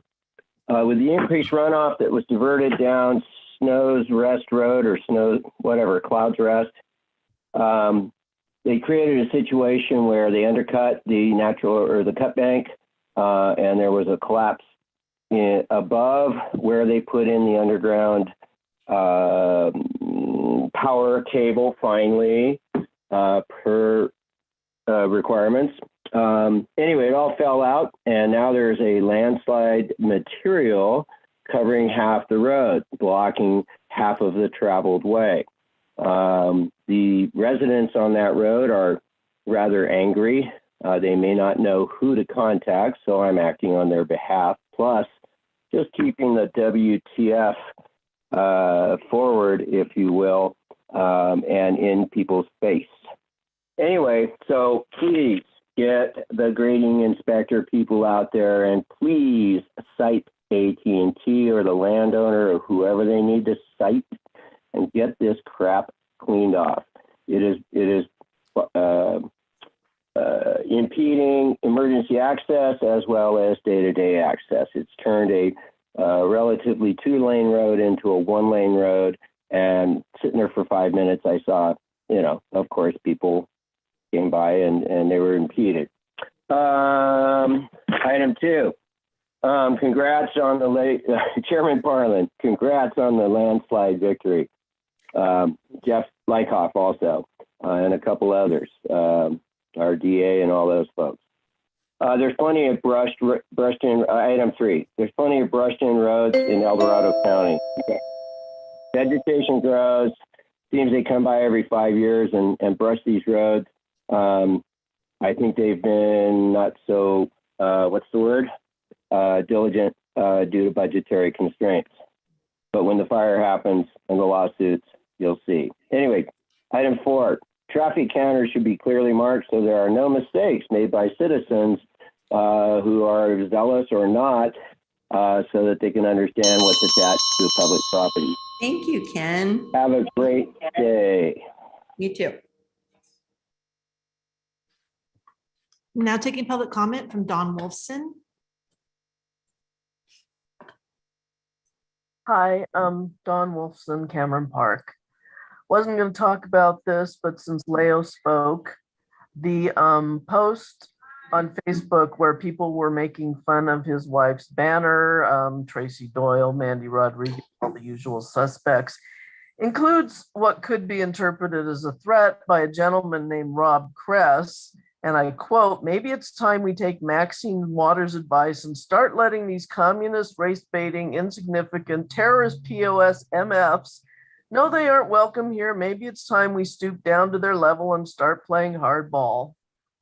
And I'm thinking, well, maybe we could just take the traditional history exhibits and the diversity history exhibits and all be adults and combine it and have one event next year. What do you say?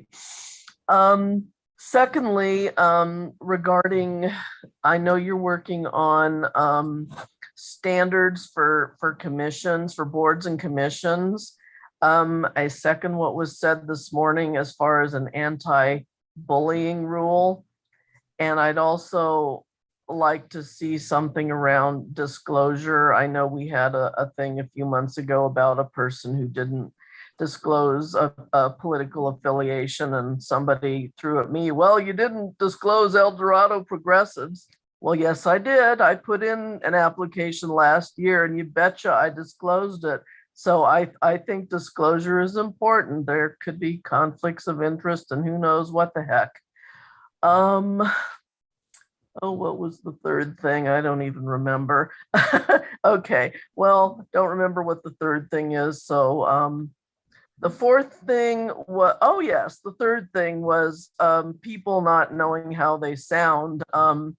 The Comrade Parlin thing is getting really old. I just think that some of these people should listen to themselves and hear what they sound like, and then maybe if they change their tone, they'd get more support or whatever. And thing number 4 was a thank you to Supervisor Turnbull. I heard through the grapevine that you are working on some of the traffic issues that I have raised. So, anything that you could help with that, much appreciated. And I believe that's it. Thank you. Thank you, Don.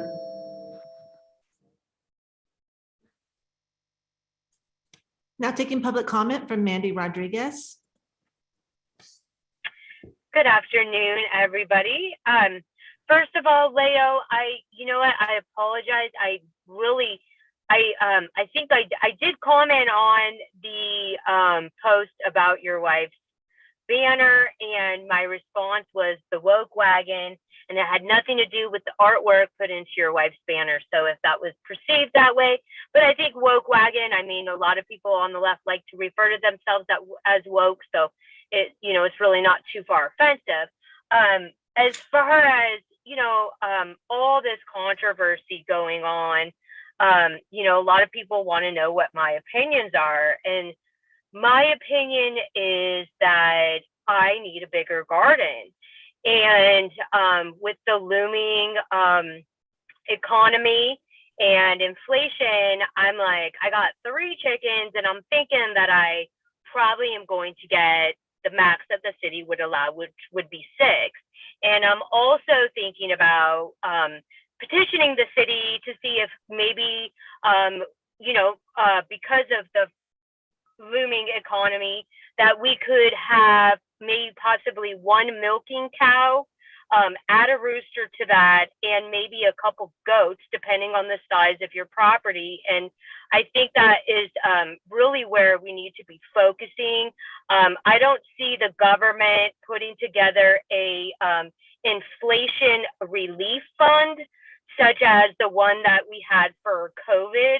And so it's really best to start looking around and taking care of our neighbors. So I am coordinating with my neighbors, and we are trading plants and trading knowledge. I'm so blessed to have neighbors who have lived in Placerville for generations, and they have just such extensive knowledge about growing. And one of my favorite stories, which is really short, was told by Sue Taylor, and an old timer had told her during the Depression that this area did so well because we were so self-sufficient. So that was awesome, because my grandparents lived in New York and they suffered greatly during the Depression. So if people want to know my opinion on what's going on in the county, that's my opinion. My opinion is get chickens, start a garden, think about calorie dense things. Salads are great, but they don't fill you up, right? So let's focus on, sweet potatoes, beans. Those are all calorie dense items. And with that said, you guys have a great day. Bye. Thank you, Mandy. There's no additional public comment. Does anybody? I can follow up on Mr. Greenwood's issues. Yeah. Thank you, Ken, for bringing that issue forward. I wanted everyone to know that our office has been in touch with our staff, and I got a message back from Chris Perry, who wanted everyone to know that code enforcement will conduct a site visit in the next couple of days to inspect the conditions relative to the mudslide at Snows Road, as Ken mentioned. And if warranted, additional building and planning stormwater staff will conduct an additional site visit to determine any necessary steps in regards to those issues. So our staff's on it. Thank you so much to them for doing so. And I know they'll be back in touch with our office, and Ken, I'll get back in touch with you and circle back around on this. So thank you. Very good. All right, I think we're done with open forum. Let's see, how do we have these? We have a whole bunch of hearings, many. And I understand that we can hear some of these or all of them together. So do you recall how we were going to handle this, County Council? I would defer to the staff presenting as to how Okay. they want to present. Very good. So the first one is DOT, correct? Okay. Raphael, did you have a preference on how we wanted to hear these? Are any of these ones that we put together or all separate? And I apologize, board. I should have contacted you and or the CEO earlier this week to see how it would have been best. We could do that. We could just Kim can go ahead and mention all 3, open all 3, and then we can have the discussion, or we could do them individually. So I don't have a problem. My staff is on hand to give a very small presentation once we do open them, and then we can close them and then go from there. So is any of the information the same from one to the other? Because if it's not, we might as well just do them separately, correct? Yes. Okay, then I think we'll just do them separately for clarity, because last time we tried to combine things, I messed it up. So- I do believe we did have some confusion last time, so yes, it might be Yeah. best if we just do them If everybody's separately. good with that, we'll just do them separate since they sound like quick items, if that's okay. Yes, that's All okay right, with me. Very good. Thank you for that. So we'll start off with item number 49. Item number 49 is a hearing from the Department of Transportation recommending the board, one, conduct a public hearing to consider public comment on the annual written report of benefit assessment / service charges for the zones of benefit within County Service Area 2 for road improvement and maintenance services, and two, adopt and authorize the chair to sign a resolution confirming the annual written report and authorizing the benefit / service charges to be collected. Supervisor Parlin, could you please open the hearing? I open the public hearing. Wonderful. Thank you very much, Madam Chair, Board of Supervisors, Rafael Martinez here, Director of Transportation for El Dorado County. As you all know, 3 years ago, my department took over the Zone of Benefits Program. And as part of that, this is an annual hearing that the department holds to review the status of each of the zones in regards to their budget and their projects. So with that said, I have here to give you the report, my newly appointed Zone of Benefits Manager, Elizabeth Hess, and newly already, I guess, nominated by Tim White earlier this morning, Employee of the Month. So with that said, I will hand it over to her to give you the short presentation. Thank you very much, Rafael. Good afternoon, supervisors. My name is Elizabeth Hess. I am the administrative analyst with the Department of Transportation's Zone of Benefit Program. And the purpose of the hearing is to confirm the annual report of the benefit assessment and service charges within the zones of benefit in County Service Area 2, I believe is what we're speaking to right now. Noting that this is for fiscal year 21-22, and that the benefit assessment service charges are pre-existing charges that are authorized under California law. The benefit assessment service charges have been in place and collected since prior to the effect of Proposition 218, and there have been no changes in the amounts nor the methodology for calculating said amounts since their establishment. For the benefit assessment and service charges for the zones of benefit within CSA 2, they are for road improvement and maintenance services. It's a very brief presentation on that, so I will leave it at that for now. Okay, do we have any board questions or comments? It's pretty straightforward, but. Yeah, it's pretty much. Okay. No, Elizabeth, and are you okay with me getting public comment then? Absolutely, ma'am. Now taking public comment on item number 49. Individuals will have 3 minutes to address the board. The timer will notify you when you have 30 seconds remaining to comment. Public comment will be taken first from those participating in the boardroom and then from those participating through Zoom.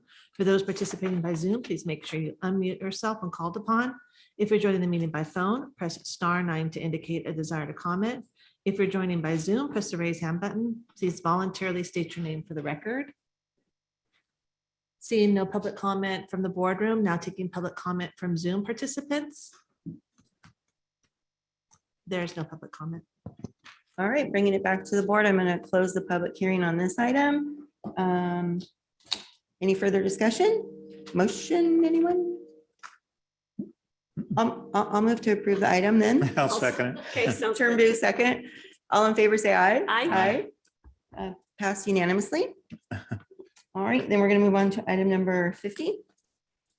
Item number 50 is a hearing from the Department of Transportation and Environmental Management Department recommending the board, one, conduct a public hearing to consider public comment on the annual written report of benefit assessment / service charges for the zones of benefit within County Service Area 3 for vector control and snow removal services. And two, adopt and authorize the chair to sign a resolution confirming the annual written report and authorizing the benefit assessment / service charges to be collected. I'm going to open the public hearing. Thank you, Supervisor. Once again, these benefit assessment service charges have been in place and collected since prior to the effect of Proposition 218. There have been no changes in the amounts or the methodology for calculating the set amounts since their establishment. The benefit assessment service charges for the zones of benefit within CSA 3 are for vector control and snow removal. Very good. Yeah, it's another very straightforward. Thank you for that brief presentation. Any questions or comments by the board? Just wanted to say thank you for taking care of this, and please, I need everybody to understand just how little people pay for our snow removal up there. That's about half the charge of somebody coming in, not even half the charge of someone coming in to plow your driveway once. Wow. And this is for a yearly charge, and we've been trying to get voter approval to increase it, and that's been difficult. I understand everyone's apprehension, but this is incredibly important, and we can only do so much as a county out of our general fund, and we are trying. I really appreciate what we do, but we really need some help here with our locals to get these costs taken care of. It just it just has not kept up to what the actual costs are. I'll just make that point. Absolutely. Thank you. Any further board question or comments from the board? Well said. Okay, public comment then, please, Kim. Now taking public comment on item number 50. Individuals will have 3 minutes to address the board. The timer will notify you when you have 30 seconds remaining to comment. Public comment will be taken first from those participating in the boardroom and then from those participating through Zoom. For those participating by Zoom, please make sure you unmute yourself when called upon. If you're joining the meeting by phone, press *9 to indicate a desire to comment. If you're joining by Zoom, press the raise hand button. Please voluntarily state your name for the record.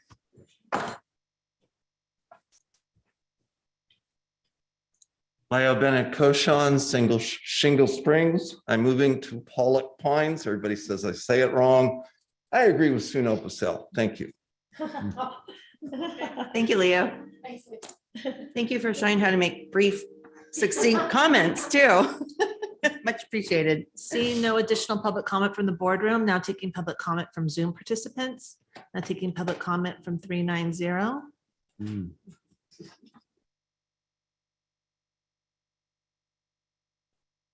What a surprise. It's snowing. Anyway, this is Ken Greenwood, Triple Junction there, 532. This is regarding the item of discussion, snow removal. Yeah, nobody wants to pay more taxes, and that's the problem, Supervisor Novosel. And no, it's needed. There's no issue. And sadly, it's just it's like pushing a really, really, really, really, well, big snowball, but cut bank. And I think you just explained it really well as to, one blowout of your driveway is about the money you would pay, or the money paid for this annual service, and which isn't bad. Speaking of Pollock Pines, last year, and any good snowstorm, and all the way down here to Kristen Lee Way, we need gates on these trucks or on these plows that come by, because they leave these incredible berms. And I recall that's what part of the zone, whatever the zone of benefit is up there, that was part of it, was to install the gates on the if nothing else, on the motor graders. But then most of the work down here is done with plow trucks. So I don't know how easy or hard it is to put a gate on those, probably harder. But I dug out this widowed 75-year-old woman's berm. It was 4.5 feet tall.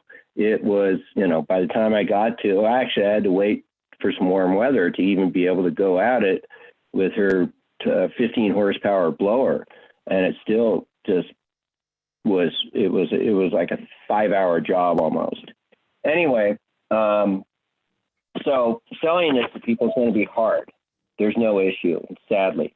The benefit of it is really good. But getting people to pay extra money at this time in their lives, especially right now, is back to that pushing that huge snowball uphill. So good luck on that one. But again, I think that's something with your new Dominion, if you will, all the way down to 3,200 feet. It's time to start talking about this, some sort of zone of benefit or whatever resolution for these berms in front of everybody's driveways and private roads entering Sly Park Road and so many others. Thank you very much. Let it snow, let it snow. Thank you, Ken. All right. There's no additional public comment. So bringing it back to the board, I'm going to close the public hearing. Elizabeth, can you just clarify? I'm not sure, but to me, Ken made things confusing. You said in your presentation that the amount's not changing, correct? That's correct, not at this time. Okay, so it's the same amount as before. That's why. Since the 80s. Yep. Yeah, that was my And that point. is hence why we have a budget shortfall there, but that's why we were able to just approve it. Okay, very good. Make a motion to approve this. Yes, item. please. I'll second. All right, so we have a motion and a second. All in favor, say aye. Aye. And passes unanimously. Thank you. And we have one more DOT one. Item 51, please, Kim. Item 51 is a hearing from the Department of Transportation recommending the board, one, conduct a public hearing to consider public comment on the annual written report of benefit assessment / service charges for the zones of benefit within County Service Area 9 for providing certain services, including road improvement and maintenance, drainage facility improvement and maintenance, landscape maintenance, street lighting, and/or wetland-related services, and two, adopt and authorize the chair to sign a resolution confirming the annual written report and authorizing the benefit assessment / service charges to be collected. All right, with that, I open the public hearing on this item. Thank you very much. Once again, the benefit assessment service charges have been in place and collected since prior to the effective Proposition 218, and there have been no changes in the amounts or the methodology for calculating said amounts since their establishment. The benefit assessment service charges for zones of benefit within CSA 9 provide certain services, including the road improvement and maintenance, street lighting, as well as the wetland related services, which we like to refer to as drainage. So that's about it for CSA 9. Oh, very good. Questions, comments from the board? Nope.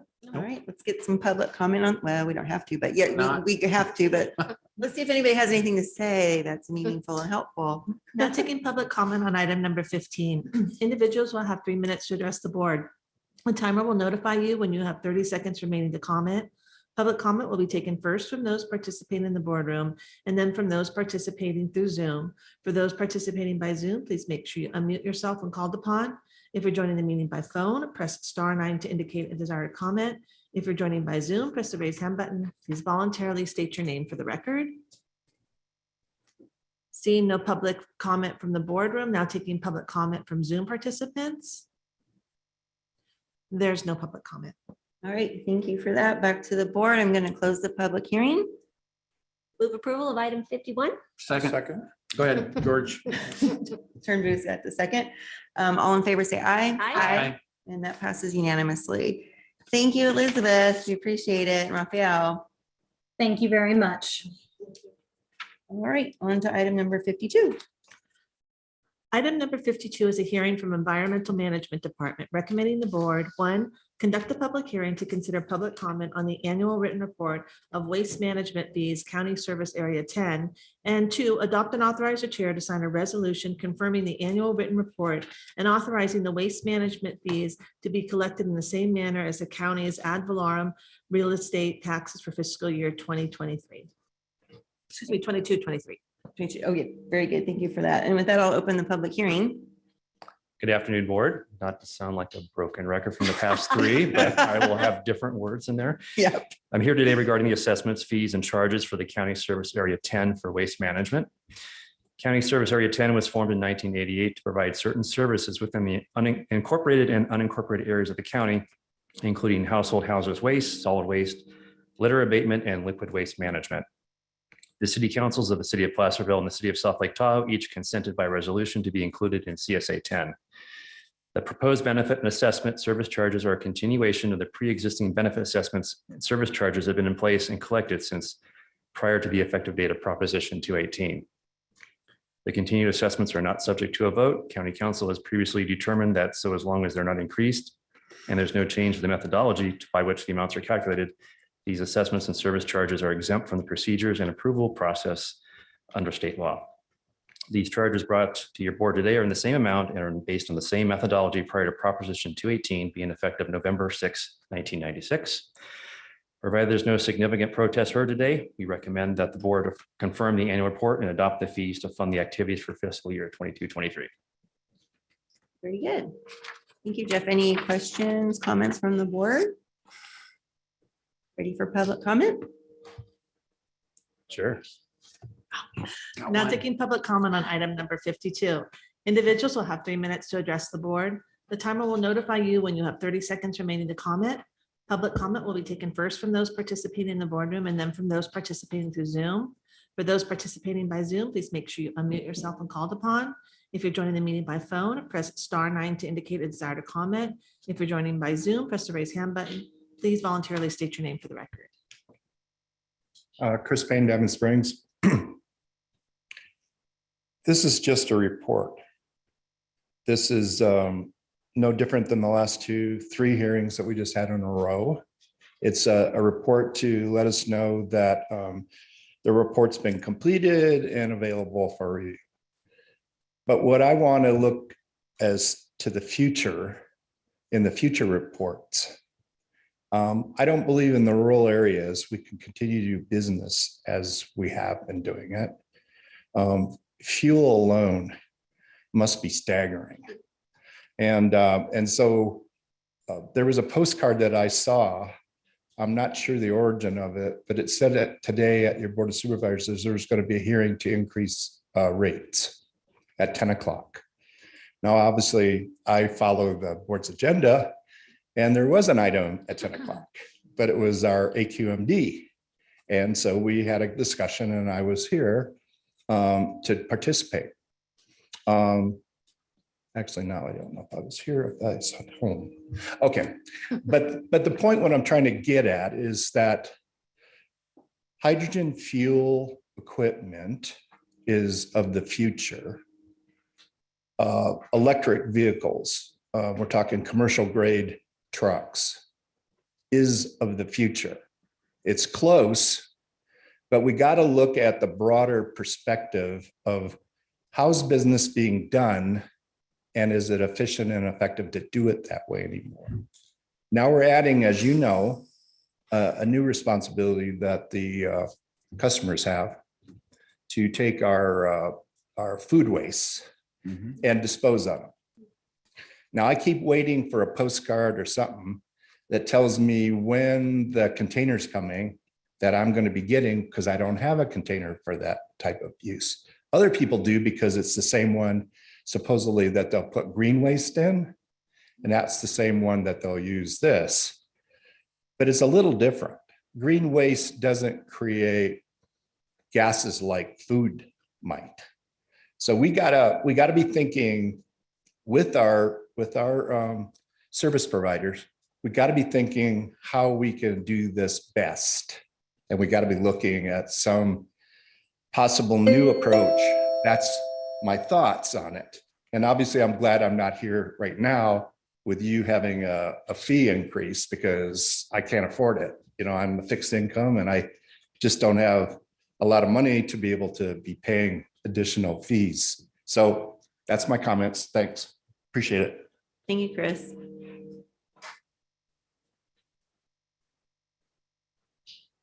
Seeing no additional public comment in the boardroom. Now taking public comment from Zoom participants. Now taking public comment from 390.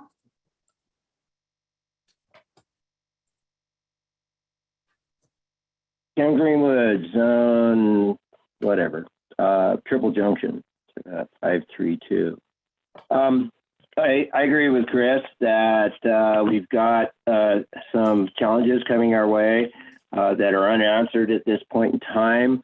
Combining with green waste seems like a great idea, but as he suggested, the end products and the byproducts of each are slightly different. and it's all problematic. We could be trapping methane at Union Mine. I believe we are, right? If you could follow up at the end of that comments, I would appreciate it. As I recall, we are trapping methane out at Union Mine landfill and at least powering the sewage treatment plant down there on Martinez Creek.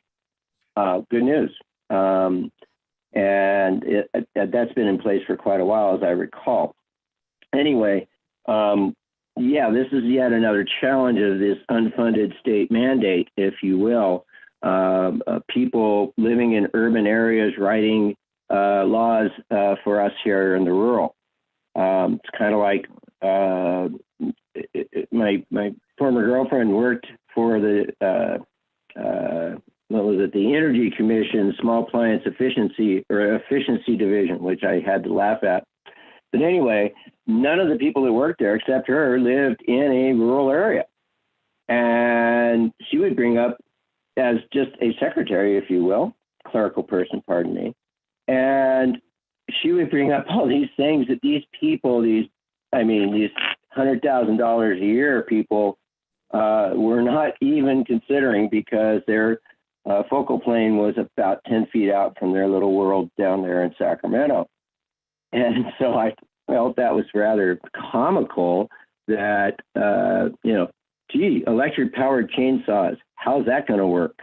Propane and such, and outlawing natural gas and all that for cooking.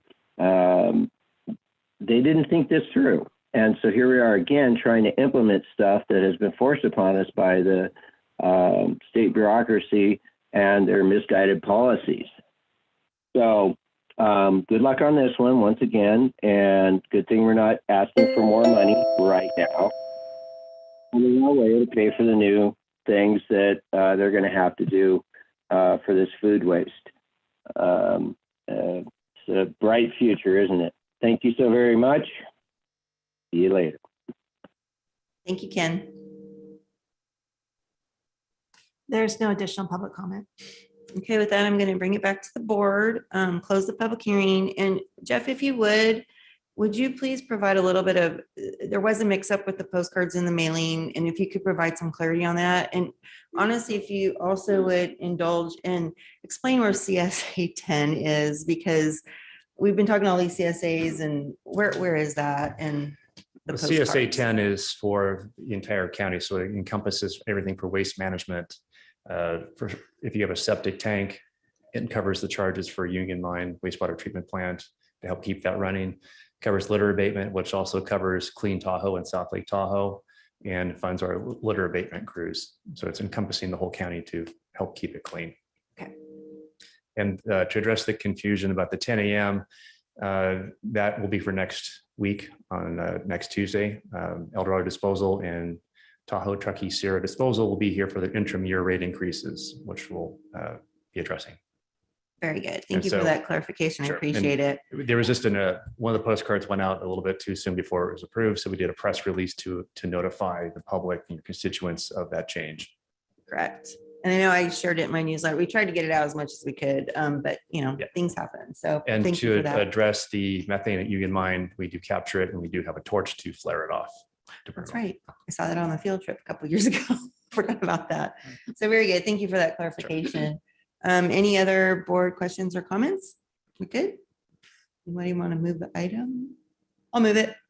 Move to approve. I'll second. All in favor, say aye. Aye. Passes unanimously. Thank you. All right, so we got through all the agenda items. We do have 4 closed session items. County Council will be having to report out on any of those. There's likely a report out for one of those items. Okay, so should we have to come out for that to report out then? Should we go ahead and go do We closed will need to session? come And back for that. do you guys want to hear our to and froms? We can do those now, I guess. Is everybody ready? Let's get them done. Sure. Yeah. Let's do District 1. You sound enthusiastic. Well, I've got them compiled. So I'm going back to Wednesday, May 25th, because it's been several weeks since we've got a regular board meeting. The LAFCO meeting was conducted on the 25th. There were interviews held before the LAFCO meeting with our candidates for executive officer. So we've been able to select 3 candidates to appear before the full commission and do an interview process. It's going to be kind of a streamlined interview process, starting at 4 o'clock before the actual meeting starts, to try to get that done as a closed session item. And then we'll come back and hopefully be able to announce that we've been able to select an executive officer. We also selected a new public member. So I'll just make mention that we made a change there. The alternate public member was elevated to public member just to kind of rotate things around and give everybody a chance. We've not selected a new alternate. That's still open for discussion. So at our next meeting, we'll cover that on the agenda. On Friday, May the 27th, the Southeast Connector JPA held its regular meeting. A lot of good conversation with respect to funding potential and what's going on. So that's kind of a continuing track and follow of the federal infrastructure funds and what may be awarded. We have grants applications in that haven't been announced yet. And hopefully one of these days we'll win one of those federal grants and we'll be able to apply it to some of the El Dorado County needs for support of completion of that Southeast Connector in the El Dorado County side, which we're now carrying as CIP projects. So that would be an augmentation that would not require our county monies to be used, but rather use federal money for at least a portion of it.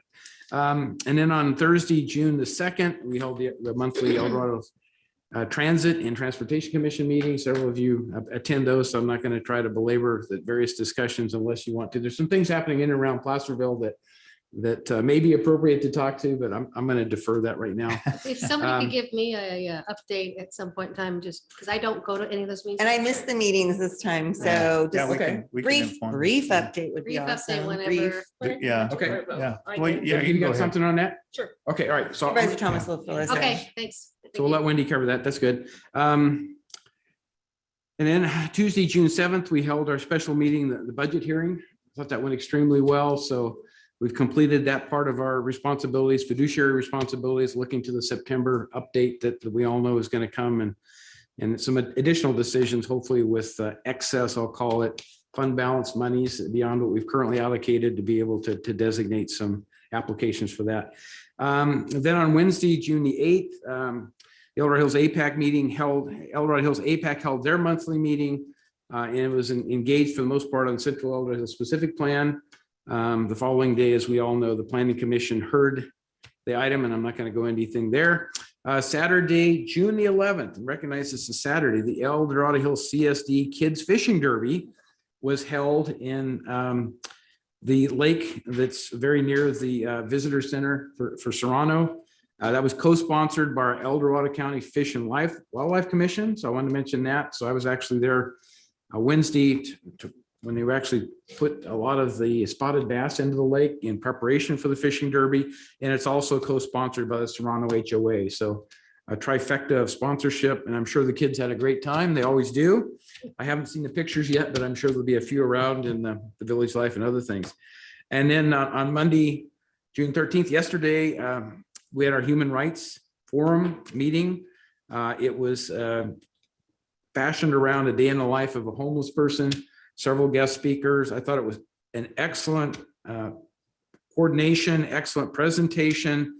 The participation and life stories of 4 of our homeless in El Dorado County, I think, were very impactful in terms of trying to understand that the fact that each one of these people is an individual, and in this case, a lot of them just fell upon some very difficult times, and for whatever reason, I got into a homeless situation, and now they're starting to recover. And it was mentioned that our Project Room Key was one of the things that probably saved one of the homeless persons who spoke's life, because she has a major impairment, physical impairment. And so being able to stay in the Pollock Pines Hotel for the period she was there was very good. She now has more permanent housing. She's been able to find housing and move out of that. So that was a very good ending kind of to the story, that she's now in a better place, and hopefully she'll be able to successfully move through the sequence of things to maintain the housing and move on beyond that. So and then last night we held our El Dorado Hills Community Council monthly meeting.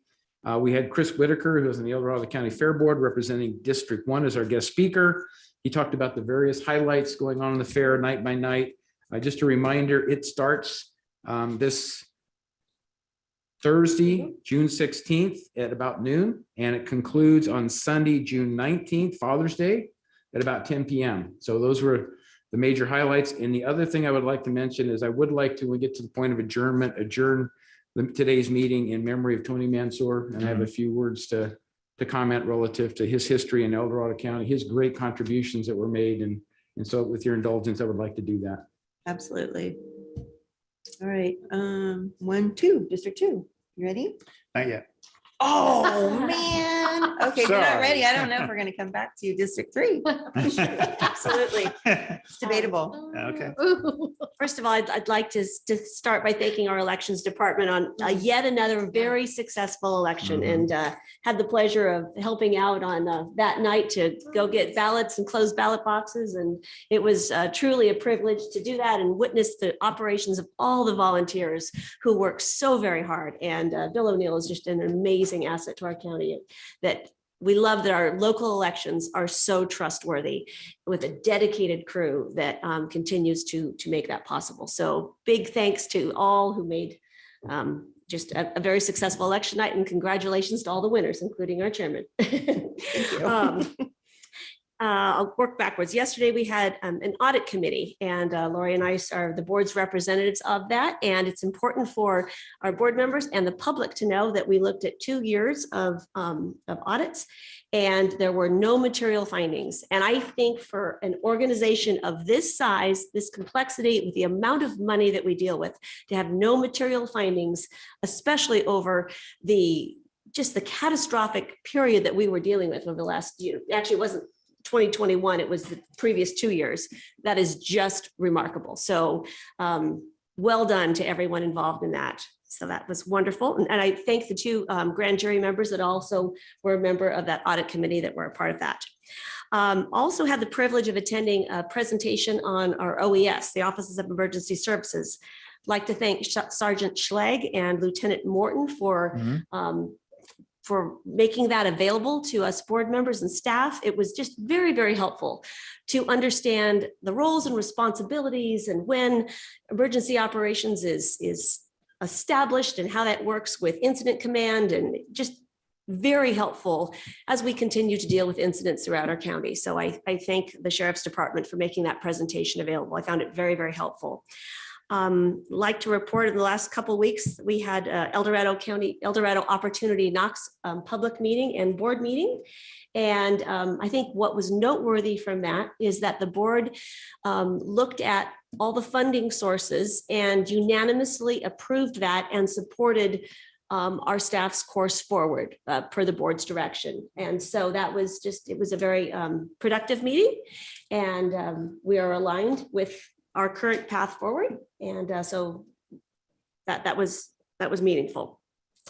And Lori and I attended a meeting on ranch marketing that I thought was also very productive. I know our community is eagerly awaiting the changes and suggestions, and I so appreciate that our staff has been actively engaged in taking out suggestions to the applicable community groups. They've met a couple of times, and after conferring with our board, with Lori and I, as far as the ad hoc committee, they're continuing that outreach, and hopefully we'll have a resolution and suggestions pretty soon. Hope so. Yeah, so appreciate our staff's involvement on that. Wagon train event was wonderful. I had the opportunity to attend on Friday the Pollock Pines event, and because I was out of town the rest of the weekend, but just what a wonderful event. I took all of our grandkids, and we spent about 4 or 5 hours there, and they had just an absolutely wonderful time. I'm sorry I couldn't make the other 2 events, but like I said, I was out of town the rest of the weekend, but appreciate everyone involved in keeping our history alive. And I appreciate that our county, believe gave $10,000 in support for the wagon train. So our county is very much a supporter of that as well. And as Supervisor Heidel mentioned, look forward to the opening of the fair Thursday, 11:45 is the official meeting. And I have the privilege of reading the county's proclamation because you're not going to be there. I can't be there. I'm so sad, but thank you for doing that. You bet. I very much look forward to that honor. And the last thing is the El Dorado County Transportation Commission meeting. It was a really interesting meeting. What's important to kind of update folks on is they are moving forward, and let me get this name right because it's a tricky one, on the Greater Placerville Wildfire Evacuation Preparedness, Community Safety, and Resiliency Plan And so that work will be moving forward, and they ratified the stakeholder advisory committee. Now, what this is, once again, it is not to be confused with a wildfire evacuation plan. The sheriff's department and all of that, coordinates that in times of emergency. What this is, this effort, which is a grant funded effort, is to look at all of the problem spots that in an event that Bottlenecks. or whatever. bottlenecks, Yeah, yeah. exactly, to effective evacuation. For example, we found that during the Caldor fire, because they had been planning for trip to green, they were able to open all this highway lights green, and that helped move the evacuation forward. There wasn't that plan for Pleasant Valley Road, which then caused bottlenecks. And so it's assessing all of the vulnerabilities in our system around the greater Placerville area, recognizing that that's kind of the central point of and around the area. So that work will be moving forward, and it's a robust stakeholder advisory group, of course, working with all the fire departments and law enforcement agencies and school districts, but also just a bunch of community groups. And so we all weighed in and supported that. So really appreciate that work going forward. I think it will just supplement our county's focus to be really resilient, and applaud the El Dorado County Transportation Commission for taking that lead in supporting that work. Additionally, we had an information item on what's called the US 50 Corridor System User Analysis and Access Control Draft Plan Presentation. Wow. I know that's a mouthful. So you have to have it in front of you to be able to repeat it. Exactly. Yeah. What this is a trip to green. Yeah. And so because the Caldor fire disrupted last year, their plans to implement the pilot program, they're moving forward on it this year. And so very much look forward to that. And what we're also looking at is what is a long-term fix for the Highway 50 corridor as far as relieving traffic and getting traffic to move through there. So that work is moving forward too. So a lot of good stuff happening there.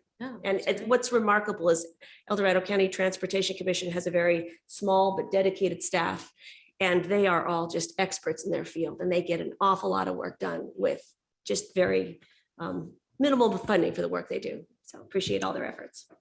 Very good. District 5. Oh, thank you.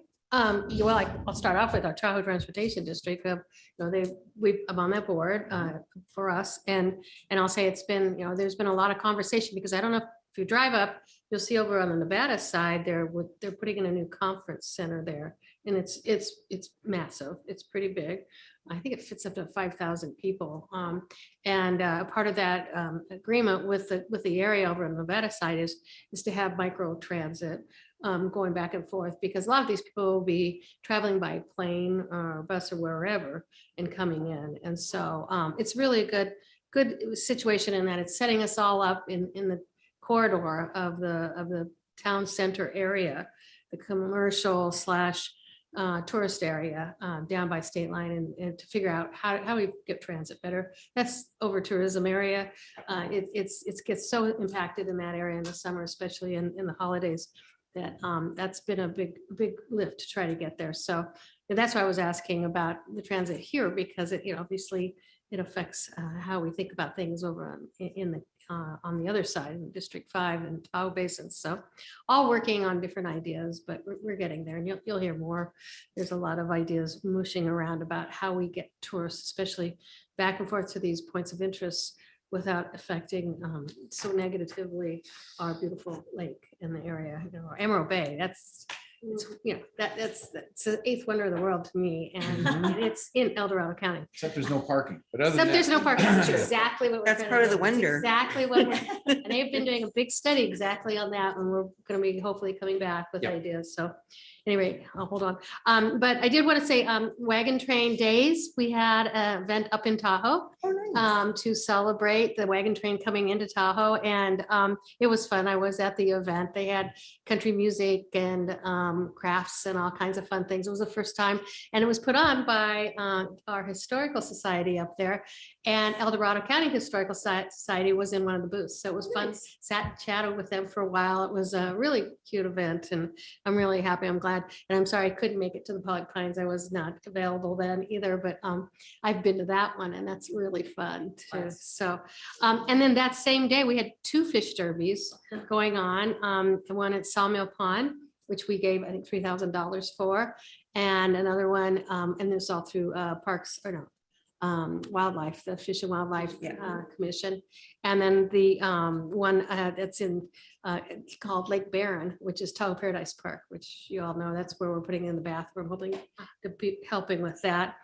Putting a bridge across the river there at Upper Truckee. So a lot of exciting things there, but the kids, oh my gosh, they just flock to those. And what I didn't realize is they won't put rainbow and some of these other fish that you would think would be in there because they have to be non-breeding or something. I know I'm saying it wrong, but they have to spend extra money to make sure that these fish don't proliferate the lake and our streams. So it was really interesting because they said it cost more money because of that. So yeah, it was a conversation I had. I can't remember exactly how that worked, but it was very interesting.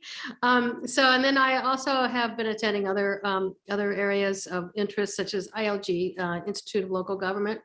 I'm on the board there, and it's kind of a think tank, and just trying to talk about, lately it's been a lot about equality and how you get organizations, they're more city and county specific, and they do have special districts on the board also.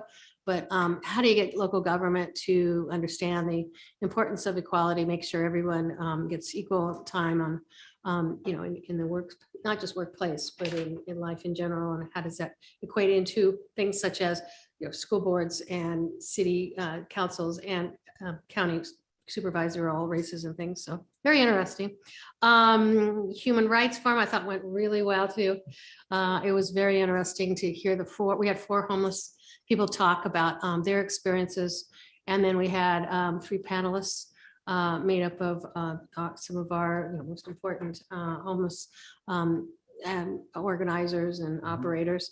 And then just, I think it was 2 hours, it was 2 hours of really good time spent trying to understand what it means to be homeless. And so I was very, very impressed with that. And I want to thank my assistant, Marcy, was there, and John, you were there with Cindy. And, I think, and then I think Todd was there. It was a good conversation, like I said, to listen. It was just listening mostly of what was going on, and I'm very, very proud of that.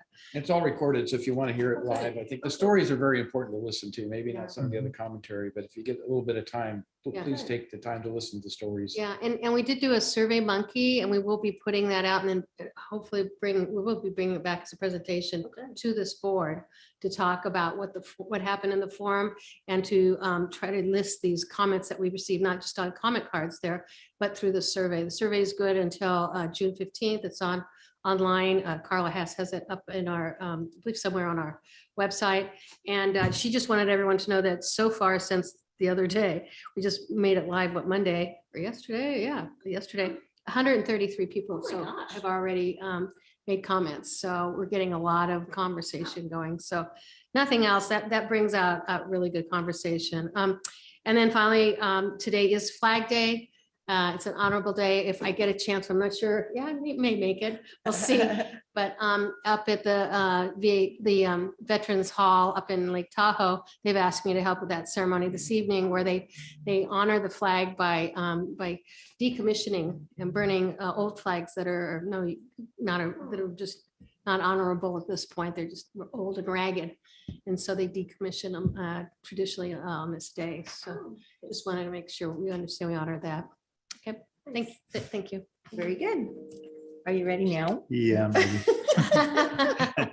So back to item 19 this morning and stuff about the refrigerators that have been donated by Mike Sproul.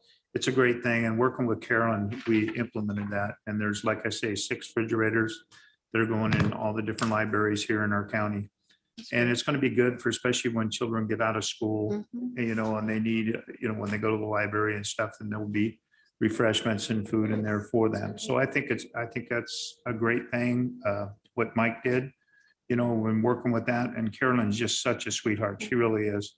I got to thank her for all her hard work, especially on these community hubs. Also, I had a LAFCO meeting, and we're waiting for to pick the alternate. on that. Like John was talking about, I had a transit meeting and then also the transportation meeting that same day. Also, I met with Laurel. It was a great conversation we had. So it was a great time and moving forward with different ideas in El Dorado County. Also, we had a meeting with the water agency. Wendy and Lori and I were there, and it was great. Some of the different things that are going on and stuff that it's going to help our county, I think, in the future. So then we had a biomass site visitation the other day. In Camino was on Friday and stuff, and that was a great thing. It really was. It was Get us some different ideas. Yeah, she was hot. So hot. She was miserable, is what she was. She kept But it saying, was- "Come it on, was you worth guys, it. hurry It it was up, worth hurry it up." You know. But anyway, it was a great thing and some ideas that we could bring. And there's a lot of people on board. I thought it was really neat to see all the different players and stuff that were there. So hopefully this will happen. This is something I've been pushing for a long, long time in this county, and this will be a great thing when it does happen. Anyway, so also the OC, that was a great thing we did yesterday. Oh, with the OC, you know, we had that meeting and stuff. That was fantastic with Troy Morton. But also, I also want to say Friday, I kind of took off after that because it was my birthday on Saturday. So I spent time with my family and stuff. And it was a great thing. It really was. My kids and my grandkids. So, and then I got a special present too. You knew that. So anyway, it was a great time, and I appreciate, you know, all my constituents. I've been reaching out to them. The issues with Cameron Park about making sure they're cleaning the brush around the stop signs, they're more visible, working on that, a crosswalk across the Cameron Park Lake. Because that was one of the big issues, and people trying to cross that area and stuff is very, very dangerous. So anyway, working on a lot of different issues that's going on and stuff like that. So anyway. Very good. Okay. Thank you. So much, but you guys covered a lot of things, so I'll try to skip those so I don't duplicate. There was an RCRC wildfire and forest stewardship, all these long names, ad hoc committee that I'm on, an ad hoc advisory committee for that. And the only reason I bringing that up is it was significant that when RCRC staff, participates in legislative bills and advocating or opposing, they rely on the policy principles that have been laid out. And the particular section on the wildfire and forest stewardship was lacking. And all of these bills are coming out, and staff, they felt that they needed us to pump that up. So we've been having meetings for months now. We drafted up an update to those policies about the forest and public land stewardship. And we have a board meeting, tomorrow. It's a 2-day meeting up in, I know, I'm like, what am I doing? Nevada County, that's where the RCRC chair is Nevada County. So we'll be going up there and hopefully approving those principles, which will provide clarity to the RCRC staff when they advocate on our behalf. So it's truly important that we participated in that. And I think we came up with some really solid requests of the state and the feds. So they need to step up their game, basically. And then on Memorial Day, I had the honor of reading our Board of Supervisors proclamation at the Veterans Memorial. And it was a wonderful ceremony, and I appreciated being able to do that. And then on June 1st and 2nd, we had the Sierra Nevada Conservancy meeting. It was a 2-day meeting up in Mono County. On the first day, we had a field tour and saw how some Sierra Nevada Conservancy funding had been spent in the area to do some wildfire resiliency projects that also increased tourism. And then we had our board meeting the next day, and we awarded $21 million. Yeah, $21 million in funding to treat over 500,000 acres of land in the Sierra Nevada, for wildfire recovery and forest resiliency. And what I wanted to let everybody know is we also approved guidelines for the next round of funding, which is $25 million. And that should be ready and announced late June. And I have a feeling there's several projects going on in El Dorado County. I'll make sure I get that information to probably the wildfire our new wildfire, what's it called? Wildfire and Resiliency Office, Office of Wildfire Resiliency, that office. DOT, parks, because there's some recreation funding in here, but the Conservancy is has a wonderful reputation of getting those state funds and allocating them to really meaningful projects. So mix, yeah, Conservancy on. yes, yes. We're all getting a lot of money. Yes. And I mentioned our biomass potential projects, and that could be a contender. So I really want to get staff connected with those really important projects. And then what else? Oh man, we had our we also had our RCRC. I'm on another ad hoc RCRC. They have a cannabis ad hoc advisory committee, and it was really interesting because I forget that some counties have complete bans on grows. Some have ordinances, and some are just, you know, the wild, wild west.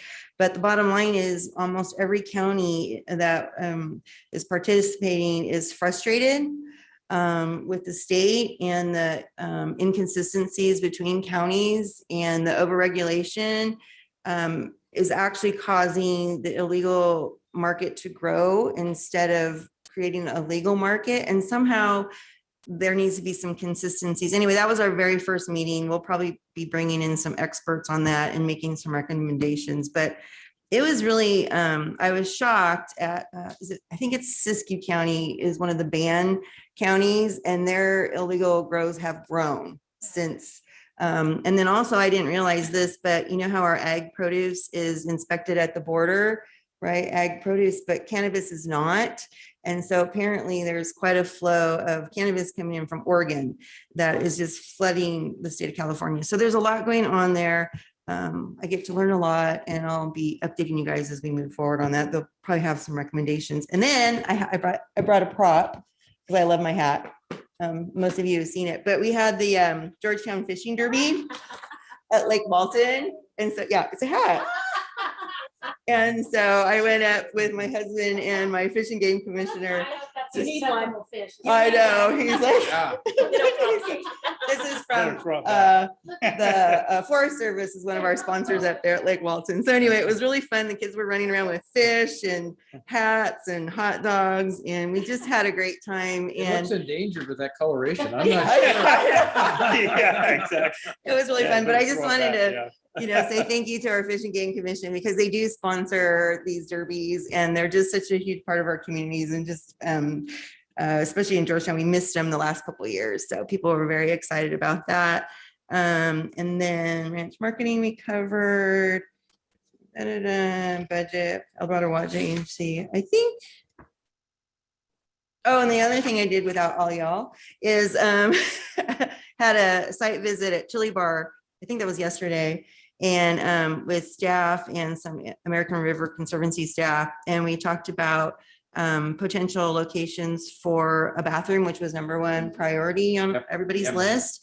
And I want to shout out, thank you to Vicki Sanders for finding a potential grant for those bathrooms from the Boating and Waterways Grant Program. So we're looking at that. Everybody knows bathroom #1, and we're moving forward with, I think you all remember the MOU with the Conservancy on our management agreement. That's moving forward. And then the RFQ, I think, is in the works and coming at some point. So moving forward on Chili Bar, I'm really excited for that.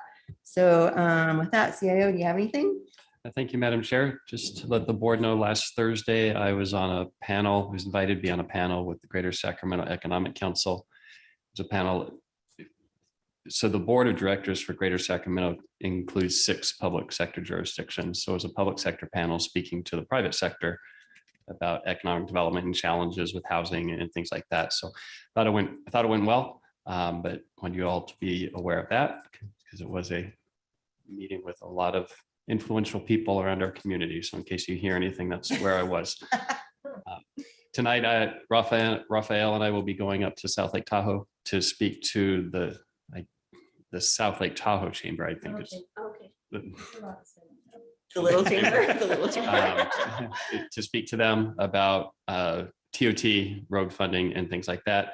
Tomorrow, I'm the speaker at the County Chamber of Commerce luncheon. So COVID's here, but events are happening and my gosh, we're out right? talking to people. So that's fun. We missed that, and that's where I'll be. Oh, and one more thing, if you are at the fair, there's be multiple booths of county employees working. Please stop by and say hi to them. Many of them are volunteering their time Right. Very to good, thank support whatever the causes are.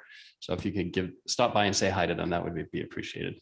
Very good. And I have to piggyback what Don said. He's not doing himself justice. I had a comment received from a very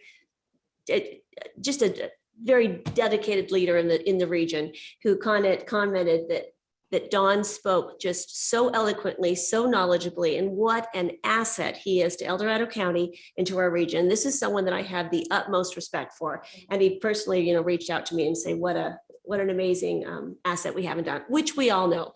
But it's lovely to hear that regionally our leaders recognize the caliber of our county leadership. So kudos to you, Don, and said you did a really, really good job. And let me piggyback on the fair booths. Pioneer Community Energy will have a booth at the fair as well. So if you have questions about the solar things, your savings, whether you have, actually solar on your house and want to do the conversion or something, they'll be able to answer questions, take your name, get information and stuff. So, and I know the fire districts will also be represented to talk about things like the Caldor response and some of the things that they have planning for fire fuel reductions in the very near term. So it should be a great fair. I think everybody will find something they can have a lot of fun with, and we'll go with that. Yeah. Looking forward to it. Yeah. Very good. With that, we have closed session, but would it be appropriate, Supervisor Huddle, since we still have some folks here, to give your tribute to Tony Mansour, and then we'll, adjourn after closed session? I think that would be nice. I agree with that. Thank you. So I would like to propose that we close our meeting, adjourn when we get to that point, in tribute to Anthony Tony Mansour, who passed away peacefully, surrounded by his family at the age of 84 on June 5th, 2022. A lot of people don't know Tony's history, so I'm going to read some of that because I think it's important to know his beginnings, where he started. He was born in Jerusalem in 1937. He took great pride in his deep Palestinian roots and prayed for a free Palestine. Forced to leave during the Nakba in 1948, he immigrated first to Beirut, where he learned leadership skills as a Boy Scout leader before moving with his family to the United States in 1958. He then launched his career as an electronic sales rep. And in 1970, got his major breakthrough. He became the exclusive provider of Hitachi TV sets, with contracts providing the screens to two burgeoning video game startups, one of which became the legendary tabletop Pong game for the company that became Atari. Wow. So it kind of rolls back the history cells a little bit, but and then as the owner of ABC Premiums in 1970s, where he was a pioneer of the discount appliance and electronics retail industry, was well-known invitation-only sidewalks sales. In 1979, after dabbling in real estate, he bravely jumped on the opportunity to purchase 8,000 acres in Northern California, where over the next 40 years, he planned and developed a master planned community now known as El Dorado Hills. What began as a singular vision and a promise of world-class community became a reality, and is now his legacy that will live on for generations who live in El Dorado Hills or visit the vibrant El Dorado Hills Town Center. Tony was a self-made man who took great pride in his success. Tony was charismatic and charmed all who met him.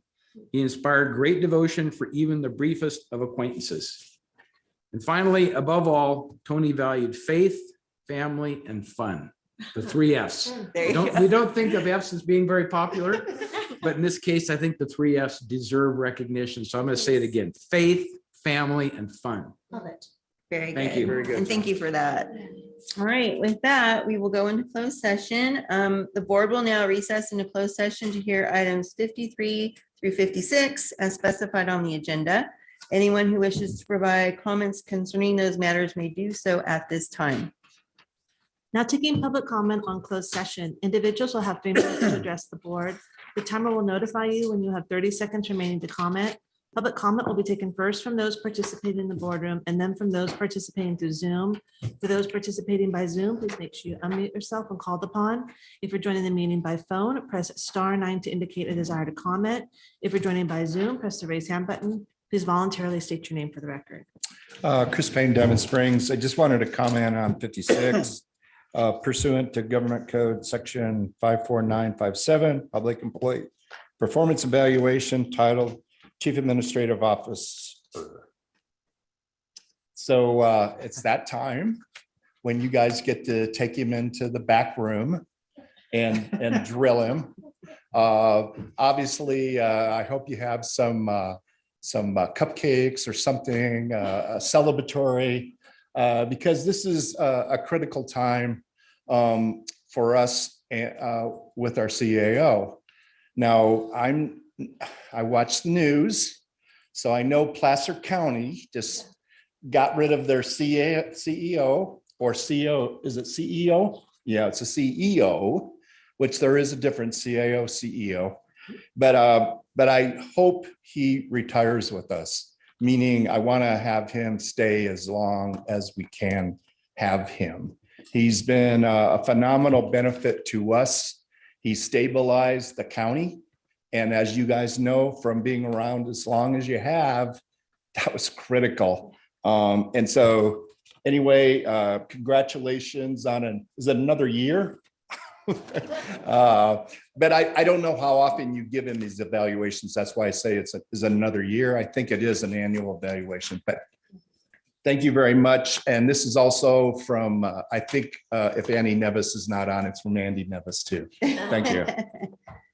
Thank you, Chris. Yeah, I don't see Andy right now. So yeah, thank you for sharing that. Seeing no additional public comment in the boardroom, now taking public comment from Zoom participants, now taking public comment from 390.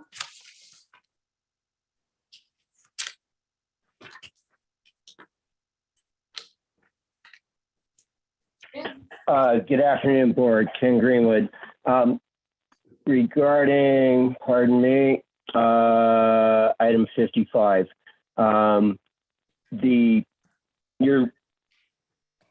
and 56 for that matter. Mr. Ashton and I have had our discussions before, and actually I found him to be a fairly pleasant sort of guy, and you guys seem to like him too. I'll go along with Chris and say, okay, if he's doing that good of a job, let's keep him. If he's not, you know what to do. Anyway, item 55. Treat your employees as nice as you treat yourself and your CAO and all the rest. These are the people that make the difference day to day. And with all the cutback of all the benefits and such that have been done over the years, Chris Payne was talking about his meager retirement. Well, but mine's much more meager. But it was good in that we signed on at a time when we had a pretty good balance in the bank and stuff like that. With things being as tight as they are these days, it's easy to take a dump on the employees. Please don't do so. Again, they are the people at the front line. They have to deal with the happy, the sad, and the glad, and the mad. And usually it's number 3. And they get beat up pretty bad. And in the past, I remember there was times when the board looked upon the employees with great disdain. I will not mention any unlimited term past boards of supervisors, if you will. No names. Anyway, so be good to them. Thank you very much. Thank you, Ken. All right, with that, I think we finished public comment, right, Kim? All right, we're going in a closed session. Thank you, everyone.